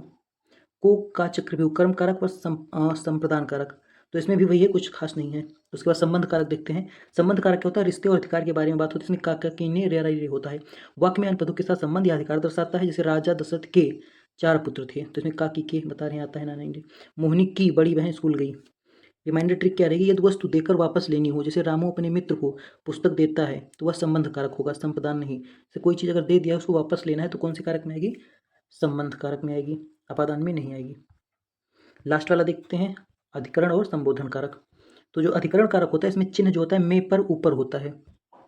जैसे छात्र कमरे में बैठे हैं, हमारी सभी पुस्तकें मेज पर रखी हैं, बच्चा चारपाई पे बैठा है, सभी क्या होगा? अधिकरण होगा। संबोधन क्या होता है? जहाँ पे हे अरे हो, किसी को पुकारने या सावधान करने के लिए इसका प्रयोग किया जाता है। हे तुम क्या कर रहे हो, अरे वह भाग गया, सभी क्या होगा?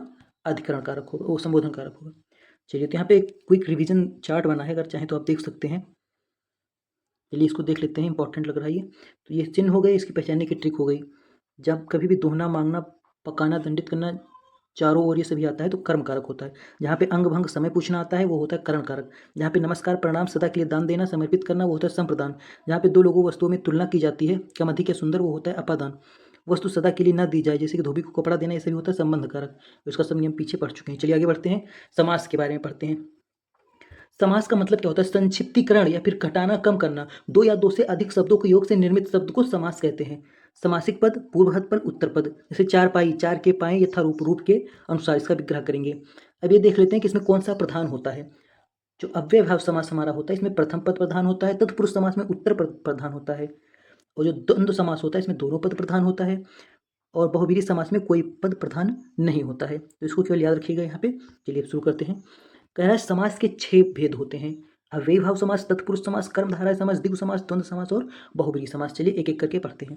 सबसे पहले देखते हैं अव्ययभाव समास। जिस समास में पहला पद, पूर्व पद, हमने कहा पहला पद का पूर्व पद प्रधान होता है और अव्यय भी हो, अव्यय हम पीछे पढ़ चुके हैं। यह पद क्रिया विशेषण का कार्य करता है। दूसरे पद संज्ञा या कुछ भी हो सकता है, वो क्या होता है? अव्ययभाव समास होता है। उदाहरण के लिए यथारूप, तो यहाँ पे पहला पद क्या है? ये प्रधान है और अव्यय भी है। यथा क्या है? अव्यय है। प्रति क्या है? अव्यय है। भर क्या है? ये सब अव्यय है। ठीक है, तो क्या हो जाएगा? अव्ययभाव समास हो जाएगा। ट्रिक यहाँ पे क्या लिखिए? शब्द की शुरुआत प्रायः इन उपसर्गों से होती है। आ, भर, अनु, निर, पर, प्रति, ऐसे याद रखेंगे। अव्ययभाव समास क्लियर हो गया होगा। अगला समास देखते हैं, तत्पुरुष समास। कह रहा है जिस समास में उत्तर पद प्रधान होता है तथा पूर्व पद गौण होता है, मतलब वो प्रधान नहीं होता, उसकी प्रधानता नहीं होती। विग्रह करने पर कारक चिन्ह का लोप हो जाता है। जैसे कक, कक, की, के, को, के लिए आदि इसमें आते हैं। चलिए इसको समझते हैं। तत्पुरुष समास, यहाँ से क्वेश्चन तो बनता ही है। जो कर्म पुरुष समास होता है इसमें को का लोप हो जाता है। जैसे कठ फोड़वा, मतलब क्या? जो कठ होता है उसको फोड़ने वाला, यश को प्राप्त करने वाला, शत्रु को हराने वाला, इसमें के को रहता है सब में। तो जो कर्ण पुरुष होता है इसमें से या फिर के द्वारा रहता है। कर्मवीर मतलब कर्म से वीर। रोगग्रस्त, इसके अंदर से लिखा हुआ है, रोग से ग्रस्त। ईश्वर दत्त, ईश्वर के द्वारा दिया हुआ। संप्रदान में के लिए होता है, गायों के लिए साला, देश के लिए भक्ति, इसके अंदर के लिए है। पुस्तकों के लिए आलय। अपादान में क्या होता है? से होता है। अगर कर्महीन लिखा है, पूछे कौन सा समास है, तो बताएंगे तत्पुरुष समास है। क्यों? क्योंकि इसमें जो कारक चिन्ह है क्या है? कर्म से हीन, से लगा हुआ है। नेत्र से हीन, भय से भीत, और काकी के भी आता है, मे पर भी आता है। चलिए तत्पुरुष समास बिल्कुल क्लियर हो चुका होगा। इसके कुछ अन्य प्रकार भी होते हैं। एक होता है नत्र समास। पूर्व पद में नकारात्मक शब्द आते हैं, जैसे अधर्म, अनिष्ट, अनावश्यक, नापसंद, अनसुना। और एक होता है प्रादि समास, जिसमें प्रा उपसर्ग के साथ शुरुआत होती है, जैसे प्राण। और एक होता है अलुक तत्पुरुष, जिससे इंपॉर्टेंट नहीं है, जैसे युधिष्ठिर और मानसिज। चलिए अगला देखते हैं कर्मधारय समास। कह रहा है इसमें उत्तर पद प्रधान होता है। पूर्व पद व उत्तर पद में उपमान और उपमेय अथवा विशेषण विशेष का संबंध होता है। विग्रह करने पर दोनों पद के मध्य है जो के समान आता है। कर्मधारय समास को कैसे पहचानेंगे? जब इसका विग्रह करेंगे तो है जो या फिर के समान आएगा। जैसे नील कमल, अब इसका विग्रह करते तो क्या आएगा? नीला है जो कमल, बताए ना, बीच में है जो आए फिर के समान आए। नव युवक, नव है जो युवक। महात्मा, महान है जो आत्मा। चरण कमल, कमल के समान चरण। तो इस तरह जब कहीं पे आ जाए तो क्या हो जाएगा? वो कर्मधारय समास हो जाएगा। नीलकंठ, नीला है कंठ, अर्थात ये कर्मधारय समास होगा। और नीलकंठ का मतलब क्या होता है? बहुव्रीहि समास भी होता है, मतलब शिव भगवान। चलिए नंबर 4 देखते हैं, द्विगु समास। कह रहा है जिस समास का पूर्व पद संख्यावाचक विशेषण हो वो द्विगु समास होता है। पहचानने की ट्रिक क्या है? इसमें पहला पद जो होता है संख्यावाचक होगा, नंबर होगा। इसमें समूह का बोध होगा। जैसे त्रिभुज, पहला पद संख्यावाचक है और लास्ट वाले में क्या हो रहा है? समूह का बोध हो रहा है। भुजा मतलब 3 भुजाओं का समूह। नवग्रह संख्यावाचक, 9 ग्रहों का समूह। चौराहा, 4 राहों का समूह। ये क्या है? द्विगु समास है। बिल्कुल क्लियर हो गया होगा, ईजी है। द्वंद्व समास में क्या होता है? दोनों पद प्रधान होता है और बीच में योजक चिन्ह लगा हुआ होता है। विग्रह करने पर और एवं अतः आता है। जैसे रात दिन, रात और दिन। सुख दुख, सुख और दुख। भाई बहन, बहन और भाई। माता और पिता। तो बिल्कुल इजी ट्रिक है, इसके योजक चिन्ह लगा रहता है। चलिए अगला क्वेश्चन लिखते हैं। द्वंद्व के बाद बहुब्रीहि समास। बहुब्रीहि समास में ना तो पहला पद प्रधान होता है ना ही दूसरा प्रधान। जैसे यहाँ पे लंबोदर लिखा हुआ है तो इसमें लंबोदर प्रधान है, नद्दार प्रधान है। कोई भी पद प्रधान नहीं होता है, किसी तीसरे शब्द की प्रधानता की ओर संकेत करते हैं। पहचानने की ट्रिक क्या है? हमेशा किसी विशेष अर्थ प्रायः भगवान विशेष व्यक्ति का बोध कराते हैं, ये ध्यान रखिएगा। जैसे लंबोदर लिखा है तो लंबोदर किसका बोध कराता है? तो भगवान गणेश का बोध कराता है। तो क्या हो जाएगा? बहुब्रीहि समास। दशानन, जिसके 10 हैं सिर, कौन? रावण। क्या हो जाएगा? बहुब्रीहि समास। चतुर्भुज, जिसकी 4 हैं भुजाएं। अब चतुर्भुज में हम कह सकते हैं क्या द्विगु समास होगा? क्योंकि चतुर मतलब संख्या है। नहीं, हमेशा ऐसा कोई क्वेश्चन है उसको बहुब्रीहि पे ही लेकर जाएंगे, वो बहुब्रीहि ही होगा। अगर वहाँ पे ऑप्शन में वो दिया हो द्विगु समास भी, तब भी हम उसमें बहुब्रीहि ही लगाएंगे, नहीं तो आपका गलत हो जाएगा। चलिए पंकज मतलब कमल। निशाचर मतलब राक्षस। त्रिलोचन महावीर जिसको महान है। बिल्कुल क्लियर हो चुका होगा बहुब्रीहि समास भी। चलिए एक बार इसका रिवीजन कर लेते हैं तुरंत। अब बेभाव समास में प्रथम पद प्रधान होता है, तत्पुरुष में उत्तर पद प्रधान होता है, कर्मधारय में उत्तर, द्विगु में भी उत्तर, द्वंद्व में दोनों पद प्रधान होता है, बहुब्रीहि समास में कोई पद प्रधान नहीं होता। जो अव्ययी भाव समास होता है उसमें आ, भर, अनुप्रति ये सब उपसर्ग लगे होते हैं। तत्पुरुष जो समास होता है कारक चिन्ह, जैसे से, को, के लिए का लोप होता है। कर्मधारय समास में उपमान उपमेय होता है और विग्रह करने पर है जो के समान आता है। द्विगु समास का पहला पद संख्यावाचक होता है और समूहवाचक का बोध होता है। द्वंद्व में योजक चिन्ह होता है, विग्रह करने पर और या आता है। बहुब्रीहि समास में किसी तीसरे पद की प्रधानता की ओर संकेत करता है, जैसे यथारूप, प्रतिदिन, गौशाला, ये सब आपको बिल्कुल क्लियर हो चुका होगा। चलिए आगे बढ़ते हैं। अलंकार। अलंकार क्या है? आभूषण, काव्य का आभूषण है, तो इसको जरूर पढ़ेंगे, यहाँ से क्वेश्चन तो बनता ही है। कह रहा है अलंकार का शाब्दिक अर्थ होता है आभूषण। जिस प्रकार आभूषण व्यक्ति को सौंदर्य प्रदान करता है, उसी प्रकार काव्य की शोभा बढ़ाने में अलंकार का प्रयोग किया जाता है। अलंकार मुख्यतः दो भागों में कुल तीन है, एक शब्दालंकार, उभयालंकार, अर्थालंकार। जो शब्दालंकार होता है तीन प्रकार का होता है, अनुप्रास अलंकार, यमक अलंकार, श्लेष अलंकार। उभयालंकार एक होता है, जो अर्थालंकार होता है वो होता है उपमा, रूपक, उत्प्रेक्षा, अतिशयोक्त और भ्रांतिमान। चलिए इन सबको एक एक करके डिटेल में पढ़ते हैं। सबसे पहले पढ़ेंगे अनुप्रास अलंकार को। जिस रचना में कोई वर्ण या वर्ण समूह की आवृत्ति बार बार होती है, जिस रचना में या वर्ण या वर्ण समूह की आवृत्ति बार बार हो, कौन सा समास होगा? वो अनुप्रास होगा, इसका नाम ही है प्रास। जैसे चारु चंद की चंचल किरणें मुदित महिपत मंदिर आए, तो देख रहे हैं यहाँ पे चा चा चा, इसकी आवृत्ति बार बार हो रही है, तो कौन सा समास है? अनुप्रास। यहाँ पे माँ माँ की आवृत्ति बार बार हुई, कौन सा अनुप्रास है? कौन सा अलंकार है? अनुप्रास। ट्रिक लिखा है, अक्षर वर्णों की बार बार पुनरावृत्ति होती है जहाँ पे, वो होता है अनुप्रास अलंकार। बिल्कुल क्लियर हो चुका होगा। अगला क्वेश्चन देखते हैं। यहाँ पे लिखा है यमक और श्लेष में, थोड़ा सा उसको देख लेते हैं ताकि कंफ्यूजन ना हो। जहाँ एक शब्द की आवृत्ति बार बार हो परंतु उनके अर्थ अलग अलग हों, वो कौन सा अलंकार होता है? वो होता है यमक अलंकार। जैसे सजना है, सजना के लिए, तो सजना का मतलब तैयार होना और सजना का मतलब पति, यहाँ पे यमक अलंकार होता है। और जो श्लेष अलंकार होता है, जहाँ एक ही शब्द अनेक अर्थ निकालते हैं, यहाँ पे भी एक शब्द आएगा लेकिन जो एक ही शब्द होगा उसका कई सारे अर्थ निकले। जैसे रहीमन पानी राखिए, बिन पानी सब सून। पानी का मतलब क्या हुआ? यहाँ पे चमक भी होता है, इज्जत भी होता है, जल भी होता है, इसके कई सारे अर्थ हैं और यहाँ पे इसके अर्थ अलग अलग होते हैं।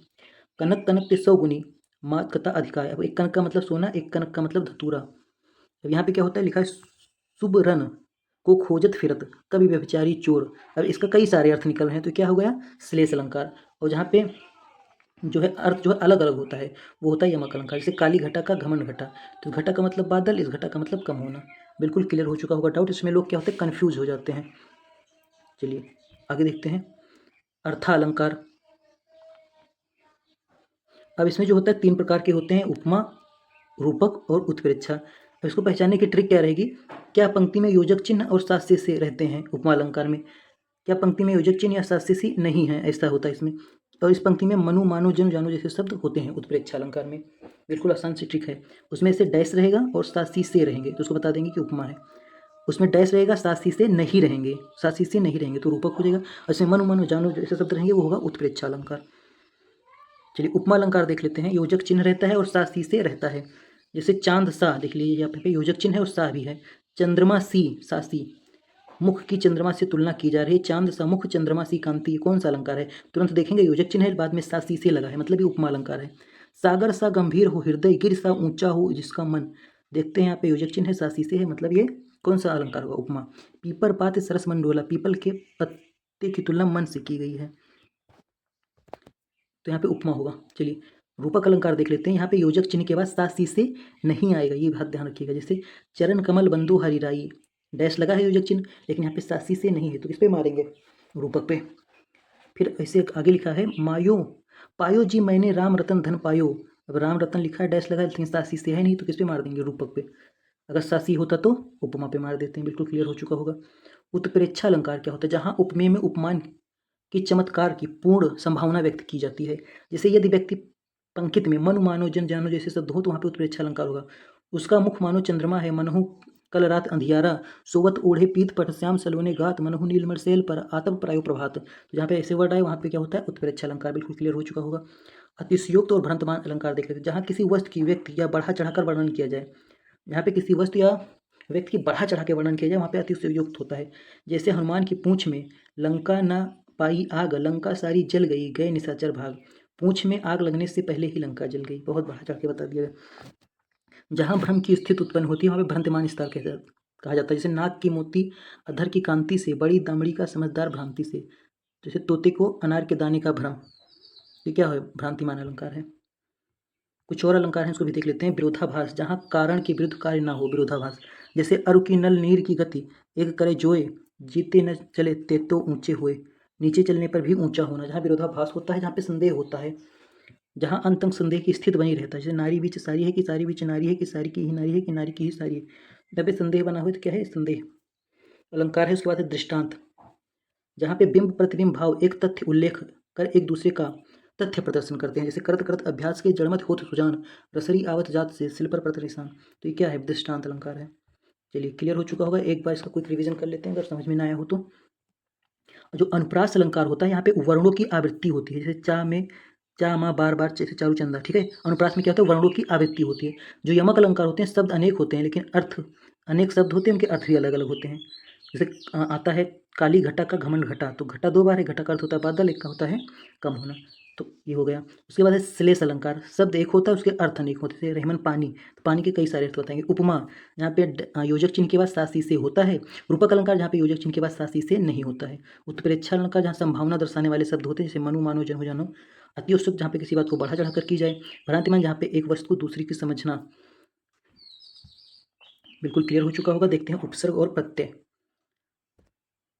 चलिए, उपसर्ग मूल शब्द, प्रत्यय बराबर नया शब्द। भाषा की वह स्वतंत्र इकाई है जिसका अपना एक निश्चित अर्थ होता है। उपसर्ग और प्रत्यय स्वतंत्र रूप से प्रयुक्त नहीं होते, वे शब्दांश है जो मूल शब्दों के साथ जुड़कर उसका अर्थ बदल देते हैं या विशेषता ला देते हैं। चलिए इसको समझते हैं।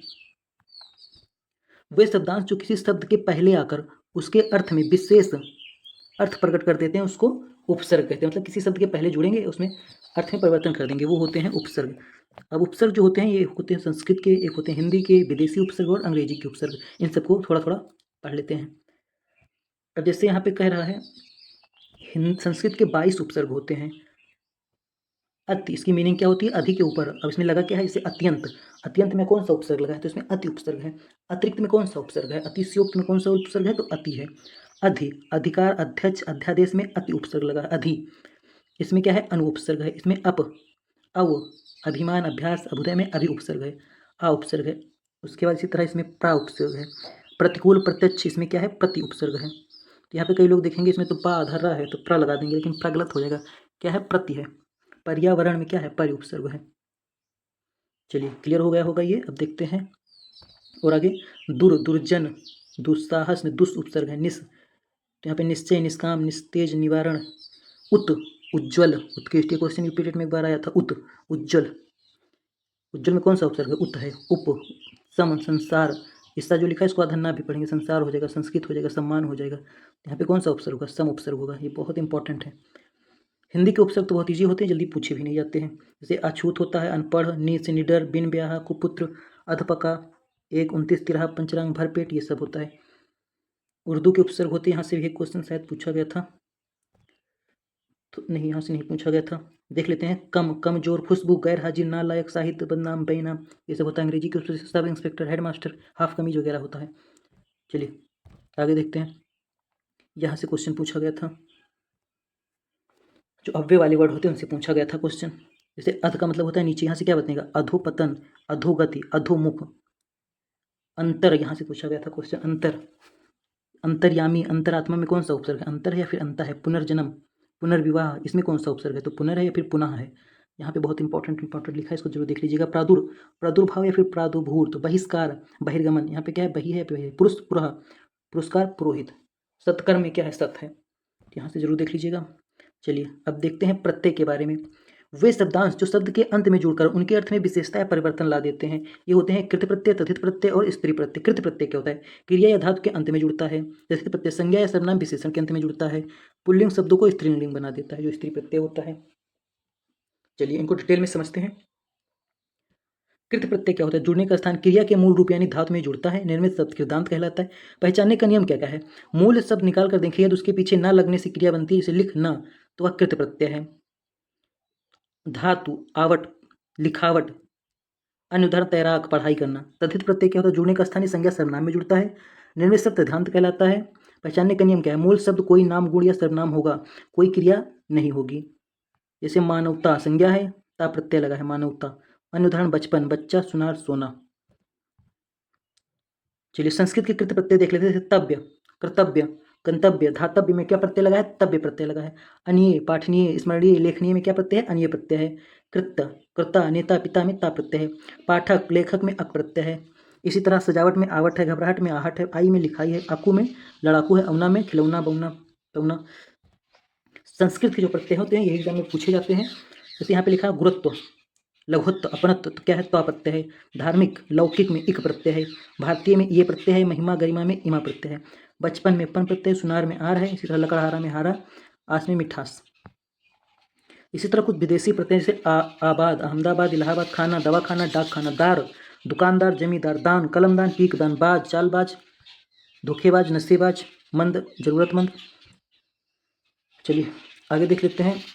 कह रहा है विज्ञान मूल शब्द की शक्ति, जैसे प्राहार चोट, आहार भोजन, बिहार घूमना, संहार नाश करना, उपहार भेंट। तो एक हार में कितने सारे शब्द बन गए केवल क्या लगाने से, प्रत्यय इतने लगाने से। प्रा लगा दिया प्रहार हो गया, आ लगा दिया आहार हो गया। ऐसे समाज में वाद लगा दिया समाजवाद हो गया, इक लगा दिया क्या हो गया, सामाजिक हो गया। ये प्रत्यय उपसर्ग का इतना महत्व है। क्विक रिवीजन सीट है ये, जो कि इंपॉर्टेंट है, देख लेते हैं। उपसर्ग किसी वाक्य के शब्द के पहले लगता है, प्रत्यय उसके बाद में लगता है। संस्कृत के 22 उपसर्ग हैं जो कि हमने देख लिया है और समझ भी लिया अच्छे से। अब यहाँ पे देखते हैं वर्तनी संबंधी कुछ अशुद्धियाँ हो जाती है। जैसे एग्जाम में अक्सर पूछा जाता है उज्ज्वल कैसे लिखा जाएगा, तो लोग ऐसे उज्ज्वल लिख देते हैं या फिर उज्ज्वा ऐसे लिख देते हैं, तो सही नहीं लिख पाते। तो देख लीजिएगा उज्ज्वल से ऐसे लिखा जाएगा। अब बनाने का नियम क्या है, देवनागरी स्वर्णम नियम, उच्चारण वर्तनी। जो हमारी देवनागरी हिंदी है इसमें हम जैसा उच्चारण करेंगे सेम टू सेम वैसे लिखा जाता है। इंग्लिश में हो सकता है कि बोला कुछ जाए लिखा कुछ जाता है, लेकिन हिंदी में जो बोला जाता है सेम टू सेम वही लिखा जाता है।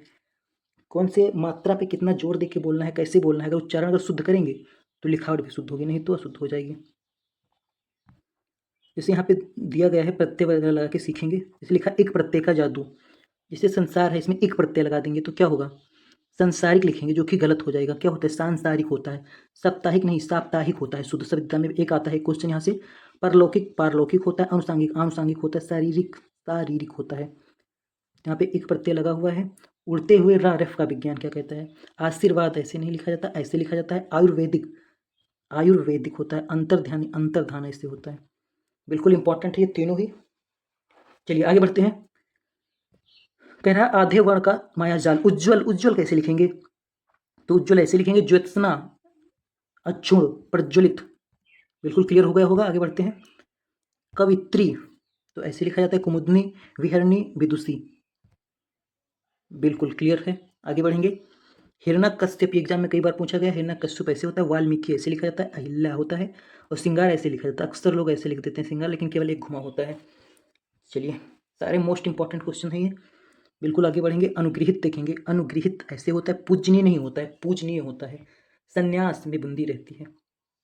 चलिए आगे बढ़ेंगे। मुर्मुस तो इसमें जो माँ की मात्रा होती है वो इस साइड में लगेगी, बाकी सारा सही है। जिजीविसा छोटी की मात्रा रहती है। अंताक्षरी अंत्याक्षरी होता है। बिल्कुल क्लियर हो गया होगा। आगे बढ़ते हैं। दैनिक बोलचाल में अनुकूल अनुकूल नहीं होता, अनुकूल होता है। अध्ययन अध्ययन ऊंचाई, यहाँ पे कोई मात्रा नहीं, पर बड़ऊ की मात्रा लगती है। ऊंचाई बड़ऊ होता है। ईर्षा ईर्ष्या होता है। चलिए ये सब मोस्ट इंपॉर्टेंट है। अंतरराष्ट्रीय कैसे लिखा जाएगा, ध्यान से देख लीजिएगा। कालिदास कैसे लिखा जाएगा, नरक। उच्च श्रृंखला संस्कृत्यायन, संकृत्यायन ऐसे लिखा जाता है। बिल्कुल क्लियर है। कवित्री कवि की पत्नी कवि नहीं होती, कवि में से ई की मात्रा हटा दें। कवित्री होता है, कवित्री। उज्जवल में रोशनी दोगुनी है, इसलिए हमेशा दो आधे ज्वा लगाते हैं। उज्जवल में क्या होती है, रोशनी दोगुनी होती है। ट्रिक याद कर लेंगे। आशीर्वाद रॉकेट रा हमेशा आगे अक्षर वाले पर लैंड करता है, सी के बाद यहाँ पे। चलिए आगे बढ़ते हैं। यहाँ पे कुछ इंपॉर्टेंट शब्द लिखे हुए हैं जो कि हमने पढ़ लिया है। चलिए और देखते हैं कुछ शब्दों को शुद्ध कैसे लिखते हैं। श्रुत सम भिन्नार्थक शब्द, जो कि सुनने में समान लगेंगे लेकिन उनका जो अर्थ है वो भिन्न होता है। चलिए इसको समझते हैं। जैसे लिखा हुआ है अन्न, अन्न का मतलब क्या होता है, अनाज होता है। और अन्य का मतलब दूसरा होता है। अनल का मतलब आग, अनिल का मतलब हवा। कूल का मतलब क्या होता है, किनारा। कुल का मतलब वंश। अचल मतलब स्थिर, आंचल मतलब साड़ी का किनारा। चलिए इसको बोलते हैं श्रुत सम भिन्नार्थक शब्द। क्रम एक होता है क्रम, जिससे ऊपर की मात्रा लगती है उसका मतलब होता है कार्य। क्रम का मतलब होता है सिलसिला या फिर सीक्वेंस। कृति का मतलब रचना, कीर्ति का मतलब यश। कांति में चमक, क्रांति में परिवर्तन। अपमान में तिरस्कार, उपमान में तुलना। असक्त में शक्तिहीन, असक्त में विरक्त। अवधि अवधि क्या है, एक बोली है। अवधि क्या है, समय है, टाइम है। आधि क्या है, मानसिक कष्ट है। आधि क्या है, आधा हिस्सा है। आस्ति मतलब है, अस्थि मतलब हड्डी। कुछ स्तन, कूच प्रस्थान। आदि आरंभ, आदि अभ्यस्त। तो इसको बिल्कुल ध्यान से देख लीजिएगा। अभिज्ञ मतलब जानकार, अभिज्ञ मतलब मूर्ख। अमूल बेजोड़, अमूल्य अनमोल। उपयुक्त क्या, उचित, उपयुक्त, तो यहाँ पे कुछ शब्द लिखे हुए थे।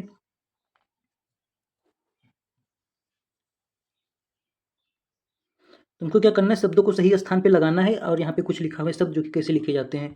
यहाँ पे हमको ये देखना है कि जो क्या क्रियाकर्ता के अनुसार लिंग सही है, वचन का कौन सा प्रयोग है, कर्म का के अनुसार कौन सा प्रयोग है, कारक कहाँ लगाना है, संज्ञा सर्वनाम कहाँ लगाना है, कर्ता कहाँ लगाना है, विशेषण कहाँ लगाना है, उसको देख के क्वेश्चन सही करेंगे। जैसे लिखा हुआ है केवल मात्र एक प्रश्न का उत्तर देना है, तो इसको कैसे लिखेंगे, केवल एक प्रश्न का उत्तर देना है, मात्र यहाँ पे नहीं लगाएंगे। राम ने अनेकों राक्षस मारे, क्या वाक्य शुद्ध है, राम ने अनेक राक्षस मारे, ये वाक्य शुद्ध होगा। अनेक स्वयं में एक बहुवचन है, जो अनेक है ये स्वयं में एक बहुवचन है ना, तो अनेकों कोई शब्द ही नहीं होता। खिलाड़ियों में प्रखर बहुत श्रेष्ठ है, खिलाड़ियों में प्रखर श्रेष्ठ है, क्योंकि श्रेष्ठ का अर्थ ही होता है सबसे उत्तम। बहुत श्रेष्ठ क्या होता है, श्रेष्ठ का मतलब ही सबसे उत्तम हो, तो बहुत लगा देंगे तो क्या हो जाएगा, रॉन्ग हो जाएगा। कह रहा है पद क्रम दोष, वाक्य में शब्दों को गलत स्थान पर रखने से भी अर्थ बदल जाता है। जैसे यहाँ पे लिखा हुआ है एक फूलों की माला बनाओ, तो एक फूलों की माला कैसे बन सकती है, सही क्या होगा, फूलों की एक माला बनाओ। तुमने क्या किया, इस शब्द को यहाँ पे रखना था पहले। जैसे यहाँ पे लिखा गर्मी प्रचंड पड़ रही है, तो प्रचंड गर्मी पड़ रही है, वाक्य शुद्ध होगा। विशेषण को हमेशा उस शब्द के निकटतम रखें जिससे वह मॉडिफाई कर रहा है। चलिए आगे देखते हैं, कहता है उपयुक्त सर्वनाम या क्रिया का भाव, शब्दों का सही संयोजन और संबंधवाचक शब्द का प्रयोग। कृपया इस पत्र पर हस्ताक्षर बना दीजिए, कृपया इस पत्र पर हस्ताक्षर कर दीजिए। हिंदी में हस्ताक्षर किए जाते हैं, बनाए नहीं जाते, क्रिया दोष है। यह मेरा भाई है, यह मेरे साथ रहता है, यह मेरा भाई है जो मेरे साथ रहता है। जब दो स्वतंत्र संबंधित वाक्यों को जोड़ने के लिए संबंधवाचक सर्वनाम जो का प्रयोग वाक्यों को अधिक परिपक्व और वैज्ञानिक रूप से शुद्ध बनाता है, तो यहाँ पे जो लगाया जाता है, जो या फिर सो, ये सब। तो एक दोष ये हो गया। उसके बाद क्या है, क्विक रिवीजन सीट, तो इसको हमने पढ़ लिया, रिवीजन नहीं करेंगे। अब पढ़ते हैं अव्यय के बारे में। तो अव्यय जो होते हैं लिंग वचन कारक से अपरिवर्तित होते हैं। जैसे क्रिया विशेषण अव्यय होता है, संबंध बोधक, समुच्चय बोधक, और एक होता है विस्मयाद बोधक। इनके बारे में थोड़ा सा जानकारी कर लेते हैं। जो क्रिया विशेषण होता है, जिन शब्दों से क्रिया विशेषण में कोई परिवर्तन नहीं होता, उनको अविकारी शब्द कहते हैं। जैसे ठीक, दूर, अचानक, ये सब। जैसे दीपक धीरे धीरे टहलता है, तो धीरे धीरे क्या है, क्रिया विशेषण है। संबोधक किसी दूसरे शब्द से बनते, से रीता बाग के निकट खड़ी है, क्या है ये, संबंध बोधक है। समुच्चय बोधक जैसे दो वाक्यों को जोड़ते हैं, ये जैसे राम और श्याम, तो और क्या है, समुच्चय बोधक है। विस्मयादि बोधक क्या होते हैं, जैसे कोई अचानक कोई चीज़ होता है, हो, आए, हरे, तो क्या है, ये विस्मयादि बोधक है। बिल्कुल इसको आपने पढ़ा होगा। और एक वर्ड आता है, अक्सर पूछता है निपात क्या होता है, तो बल प्रदान करने वाले अव्यय जो होते हैं उनको निपात कहते हैं। जैसे कि मैं भी तो चलूंगा, भी क्या है, कल मैं भी, तो ये जो भी है ये सभी क्या है, निपात है। ठीक है, बिल्कुल क्लियर हो चुका होगा। चलिए अब देखते हैं रस के बारे में। तो रस क्या होता है, किसी कविता, कहानी या उपन्यास, किसी कविता, कहानी या उपन्यास को पढ़कर, सुनकर या किसी अभिनय को केवल कल्पना मात्र से विभिन्न भावों को घटित होना रस कहलाता है। सर्वप्रथम भरत मुनि ने नाट्यशास्त्र में रस का वर्णन किया था। रस के प्रकार अगर देखा जाए तो रस जो होते हैं 9 प्रकार के होते हैं। श्रृंगार रस, हास्य रस, करुण रस, वीर रस, रौद्र, भयानक, विभत्स रस, अद्भुत रस और शांत रस। एग्जाम में पूछा जाता है इस रस का भाव क्या है, बस केवल इतना ही हमको समझ लेना है। जो श्रृंगार रस होता है इसका स्थायी भाव होता है रति। हास्य रस का हास होता है, करुण रस का शोक होता है, वीर रस का उत्साह होता है, रौद्र रस का क्रोध होता है, भयानक रस का भय होता है, विभत्स का जुगुप्सा होता है, अद्भुत रस का विस्मय होता है और शांत रस का सम होता है। ये स्थायी भाव है, एग्जाम में यही पूछा जाता है। और लिखा हुआ है श्रृंगार रस को रसराज कहते हैं, रसों का राजा है श्रृंगार रस। श्रृंगार रस को सभी रसों में श्रेष्ठ माना गया है। इसमें प्रेम, आकर्षण, सौंदर्य और मन का मिलन मुख्य होता है। चलिए रस भी बिल्कुल क्लियर हो चुका है। यहाँ पे छंद के बारे में लिखा हुआ है, वर्णों की संख्या, कर्म, मात्रा, गणना, गति से संबंध रखने वाले जो होते हैं उसको छंद बोलते हैं। मूलतः छंद 2 प्रकार के होते हैं, मात्रिक छंद, वर्णिक छंद। जो मात्रिक छंद होते हैं इसमें चौपाई, रोला, हरगित का दोहा और सोठा होता है। वर्णिक छंद में सवैया होता है। तो एग्जाम में अक्सर पूछा जाता है दोहा, सोठा और इनके बारे में। चौपाई में जो होता है 16 मात्राएं होती हैं, रोला में 13 मात्राएं, 11 और 13 मात्राएं, हरगितका में 28 मात्राएं होती हैं। दोहा में 13 मात्राएं विषम और सम में 11 मात्राएं। और सोठा जो होता है दोहा का बिल्कुल उल्टा होता है। चलिए विलोम शब्द के बारे में जान लेते हैं। विलोम का अर्थ होता है उल्टा या विपरीत। अगर किसी भी वाक्य विलोम शब्द उसी शब्द वर्ग संज्ञा शब्द नाम विपरीत विपरीत विलोम कहलाता है। किसी विलोम शब्द का विभाजन संज्ञा सर्वनाम शब्द का विलोम होता है। तत्सम शब्द का विलोम सदैव तत्सम होगा, देशज का विलोम देशज, और विदेशी शब्द का विलोम विदेशी होगा, ये ध्यान रखना। जैसे कोई तत्सम वर्ड है तो उसका विलोम हम तत्सम ही निकालेंगे, देशज है तो देशज ही निकालेंगे। जैसे अग्रह का विलोम क्या होगा, अनुराग होगा। अनायास का सयास, अमृत का अमृत्य, अधिमत का पुरत्तन। सॉरी यहाँ पे लगता है कुछ मिस्टेक हो गया है, इसको पता ही होगा आपको विलोम का मतलब क्या होता है। और विलोम ये होता है जैसे यहाँ पे लिखा स्वच्छ का गंदा, शासक का शासित, तो क्या होता है, ये होता है विलोम, मतलब उसका अपोजिट लिखना। हमको ये ध्यान रखना है अगर तत्सम वर्ड है तो तत्सम लिखेंगे, विदेशी है तो विदेशी, तद्भव है तो तद्भव वर्ड लगा के उसका विपरीत लिखेंगे। उसके बाद आता है मुहावरे और लोकोक्तियाँ। तो मुहावरा एक ऐसा वाक्यांश होता है जो सामान्य अर्थ का बोध न कराकर विशिष्ट अर्थ का बोध करता है। जैसे अक्ल का पुतला, इसका मतलब क्या होता है, बहुत बुद्धिमान। अपने सिक्का जमाना, अपना प्रभुत्व स्थापित करना। आधा तीतर आधा बटेर होना, छोटा बड़ा होना, खेत आना, वीर गति पाना, ये सभी क्या है, मुहावरे हैं। तो एग्जाम में यहाँ से भी क्वेश्चन पूछे जाते हैं। दिल का कांटा होना, भाग्य का चक्कर, जमीन पर पैर न पड़ना, अभिमानी होना, घर की मुर्गी दाल बराबर, सहजता से प्राप्त उसका आदर नहीं होता। चलिए विराम चिन्ह के बारे में पढ़ लेते हैं। विराम चिन्ह का अर्थ होता है ठहराव या फिर विश्राम या फिर रुकना। अल्प विराम क्या होता है, कामा, जो कि ऐसे बनता है, बिल्कुल ध्यान से देख लीजिएगा, ये अल्प विराम है, इसको कामा बोला जाता है। बहुत कम देर रुकने के लिए या रुकने या वस्तु को दर्शाने हेतु प्रयोग किया, जैसे कई लोगों का हमको नाम लिखना है, राम, श्याम, मोहन वगैरह, तो यहाँ पे अल्प विराम लगाते हैं, जो ऐसे हल्का सा बना दिया जाता है, ये क्या है, अल्प विराम। उसके बाद होता है अर्ध विराम। अर्ध विराम क्या होता है, इसको बोलते हैं सेमी कालम। एक जैसे सूर्यास्त हो गया, पक्षी लौट गए, जब अल्प विराम से अधिक देर तक रुकना होता है, एक इतना सेंटेंस बोल के फिर रुकना है हमको, तो वहाँ पे अर्ध विराम लगाते हैं। और जब नाम वगैरह लिखना है तो वहाँ पे कॉमा लगाते हैं। बिल्कुल क्लियर हो चुका होगा। उसके बाद है पूर्ण विराम। जब हमारी बात पूरी हो जाती है, जैसे वह घर गया, तो क्या लगाएंगे, पूर्ण विराम लगाते हैं। प्रश्नवाचक, जब वाक्य में प्रश्न पूछना होता है, तुम्हारा नाम क्या है, तो वहाँ पे प्रश्नवाचक चिन्ह लगाया जाता है। फिर है विस्मयादि बोधक। जब हर्ष, शोक, घृणा आदि भावनाएं होती हैं तो वहाँ पे क्या लगाया जाता है, विस्मय, जैसे वाह कितना सुंदर है, तो यहाँ पे क्या लगाएंगे, विस्मयाद बोधक चिन्ह लगाएंगे, जो कि एक ऐसे बना के बूंदी रख दी जाती है। योजक चिन्ह ये होता है जब समानार्थक या विपरीत शब्द होते हैं, जैसे माता पिता, दिन रात, तो वहाँ पे क्या लगता है, योजक चिन्ह लगता है। फिर है निर्देशक चिन्ह, डैश, किसी व्यक्ति द्वारा कहे कथन को दर्शाने, जैसे गांधी ने कहा सत्य ही ईश्वर है, डैश लगा देंगे। फिर है विवरण चिन्ह, किसी कथन को विस्तृत रूप से व्यक्त करने हो, जैसे फल कई प्रकार के होते हैं, तो ऐसे डैश लगा देंगे, सेब, आम, केला, यह विवरण चिन्ह। जब हम कोई हेडिंग वगैरह लिखते हैं तो ये चिन्ह अक्सर लगाते हैं। फिर है संक्षेप चिन्ह, जैसे ये लिखा हुआ है, तो क्या होता है, डॉक्टर वगैरह या ईसवी वगैरह में यूज करते हैं, यह संक्षेप चिन्ह। फिर है अवतरण या उद्धरण चिन्ह, इन्वर्टेड कॉमा, जिसको लगाते हैं, जैसे किसी कथन को हाईलाइट करना रहता है, जैसे स्वतंत्रता मेरा जन्म सिद्ध अधिकार है, इसमें कौन सा चिन्ह है, इन्वर्टेड कॉमा लगा हुआ है। ऐसे है लोप सूचक चिन्ह, पूरा उदाहरण ना देकर कुछ अंश छोड़ने हेतु, जैसे प्रेमचंद ने कहा, तो यहाँ पे क्या हुआ, डायरेक्ट इसको छोड़ दिए, लोप सूचक चिन्ह। पुनर्वृत्ति, ऊपर लिखे शब्द को दोबारा लिखने से बचने के लिए, जैसे आम, फल, केला, आम, ऐसे केला लिख के डैश डैश कर दिए। फिर डैश वाला चिन्ह एक है, गांधी ने कहा सत्य ही ईश्वर है, तो नीचे क्या कहीं डैश लगा दिए। पद लोप चिन्ह, जब वाक्य में कुछ अंश छोड़ना हो, मैंने कहा था, डैश डैश डैश। फिर विस्मरण या त्रुटिपूर्ण चिन्ह, भूल जाने पर शब्द जोड़ने हेतु, जैसे हमने को लिखना था राम बहुत यहाँ पे अच्छा लड़का है, भूल गए तो यहाँ पे क्या लगा दिए, ये चिन्ह लगा दिए, विस्मरण या त्रुटिपूर्ण चिन्ह। समतामूलक चिन्ह से ललित सुंदर, शब्दों के समान अर्थ जब दर्शाते हैं तो यहाँ पे लगता है समतामूलक। चलिए इसको भी पढ़ लिया हमने। अब लास्ट में देखते हैं क्या बचा हुआ है। चलिए लास्ट जो है बिल्कुल संधि पढ़ेंगे लास्ट में। अब संधि होता क्या है, तो वर्णों के परस्पर मेल से उत्पन्न विकार को संधि कहते हैं। संधि को समझकर वर्णों को पृथक करना, जिससे मूल रूप में आ जाए, संधि को समझकर वर्णों को मिलाना जिससे मूल रूप में आए, इसको संधि कहते हैं। जैसे विद्याधन आलय लिखा है, इसको समझकर आपस में मिलाएंगे, विद्यालय, ये क्या है, ये संधि है। और इसको अलग करना क्या कहलाता है, संधि विच्छेद कहलाता है। जब संधि होती है 3 प्रकार की होती है मुख्यतः, स्वर संधि, व्यंजन संधि और विसर्ग संधि। जो स्वर संधि होती है वो 5 प्रकार की होती है, दीर्घ संधि, गुण संधि, वृद्ध संधि, यण और अयाद संधि। चलिए इन सबको एक एक करके पढ़ते हैं। तो जो दीर्घ संधि है, इसमें अगर छोटा आ बड़ा आ, छोटा आ बड़ा मतलब कि अगर समान स्वर मिलेंगे, चाहे वो ह्रस्व हो या दीर्घ हो, तो उनके स्थान पे दीर्घ हो जाता है, ये होते हैं दीर्घ संधि। जैसे राम अवतार, तो माँ के बाद क्या है, छोटा आ मिल रहा है और यहाँ पे आ है, जब 2 समान स्वर मिलेंगे तो एक वहाँ पे बड़ा आ हो जाएगा, ये होता है दीर्घ संधि। पहचानने की ट्रिक क्या है, शब्द के बीच में बड़ी मात्रा आ ई यू होता है, इसे पहचान लेंगे। जो गुण संधि होता है, यहाँ पे अगर छोटा आ या बड़ा आ मिले, उसके साथ में छोटी ई या बड़ी ई मिले तो वहाँ पे ए हो जाएगा। सेम ऐसे ही अगर छोटा बड़ा के साथ छोटा बड़ो मिलेगा तो ओ हो जाएगा, छोटा बड़ा के साथ अगर री मिलेगी तो वहाँ पे आरो हो जाएगा। पहचानने की ट्रिक क्या है, शब्द के ऊपर एक मात्रा या अर की ध्वन होती है। अगर वैसे एग्जाम में पूछा जाए सुरेंद्र में कौन सी संधि होगी या देवर्षि में कौन सी संधि होगी, तो वैसे पहचान लेंगे शब्द के ऊपर एक मात्रा जिसमें हो या फिर अर की ध्वन आए, देवर्षि, महर्षि, तो उस पर कौन सी टिक मार देंगे, गुण संधि पे। फिर वृद्ध संधि की बात करें, जहाँ पे वृद्धि होती है, जब स्वर छोटा है बड़ा है, ए आई से मिलता है या फिर ओ आओ से मिलता है, तो वहाँ पे क्या होता है, ऐ हो जाता है, औ हो जाता है। शब्द के ऊपर 2 मात्रा होती है, वृद्धा या फिर बड़ा होना, शब्द जो है बड़ा यूज होता है। उसके बाद यण संधि की बात करें तो यहाँ पे छोटी ई बड़ी के साथ भिन्न स्वर आ जाते हैं, जैसे या फिर छोटे बड़ों के साथ भिन्न स्वर वा री के साथ आ जाते हैं। अत्यधिक स्वागत वितराग पहचानेंगे, जैसे या रा लावा के ठीक पहले हमेशा आधा वर्ण होता है। तो यड़ संधि को कैसे पहचानेंगे? या रा लावा के पहले आधा वर्ण होता है।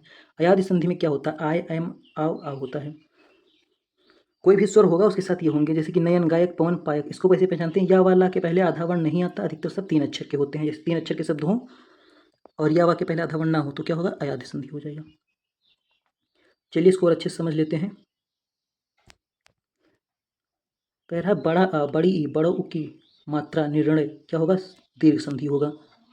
जहाँ पे ए ओ की मात्रा हो, एक मात्रा हो, वहाँ पे गुण संधि होगा। जहाँ पे ए ओ की डबल मात्रा हो, वहाँ पे वृद्धि संधि होगी। जहाँ पे या रा लावा के साथ आधा कठा अक्षर हो, वहाँ पे यण संधि होगी। जहाँ पे 3 कोई अक्षर हो, कोई कटी मात्रा ना हो, आय आय औ औ ध्वनि हो, वहाँ पे अयादि संधि होगी। चलिए कुछ और लिखा है, इसको भी देख लेते हैं। व्यंजन के साथ स्वर या व्यंजन के मेल होने से होने वाला परिवर्तन। कह रहा है जब भी अनुस्वर होता है तो किसमें बदल जाता है? माँ में बदल। जैसे संक्षेप लिखा है तो किसमें बदल जाएगा? जो ये अनुस्वर है ये माँ में बदल जाएगा। क्या हो जाएगा? सन्निहित किसमें बदल जाएगा? माँ में बदल जाएगा। संस्कार किसमें बदल जाएगा? माँ में बदल जाएगा, जो अनुस्वर है। चलिए आगे देखते हैं।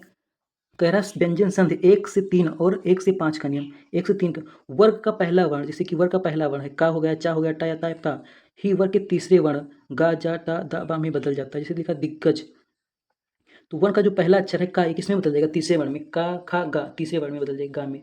जैसे टा है तो टा ठा डा में बदल जाएगा।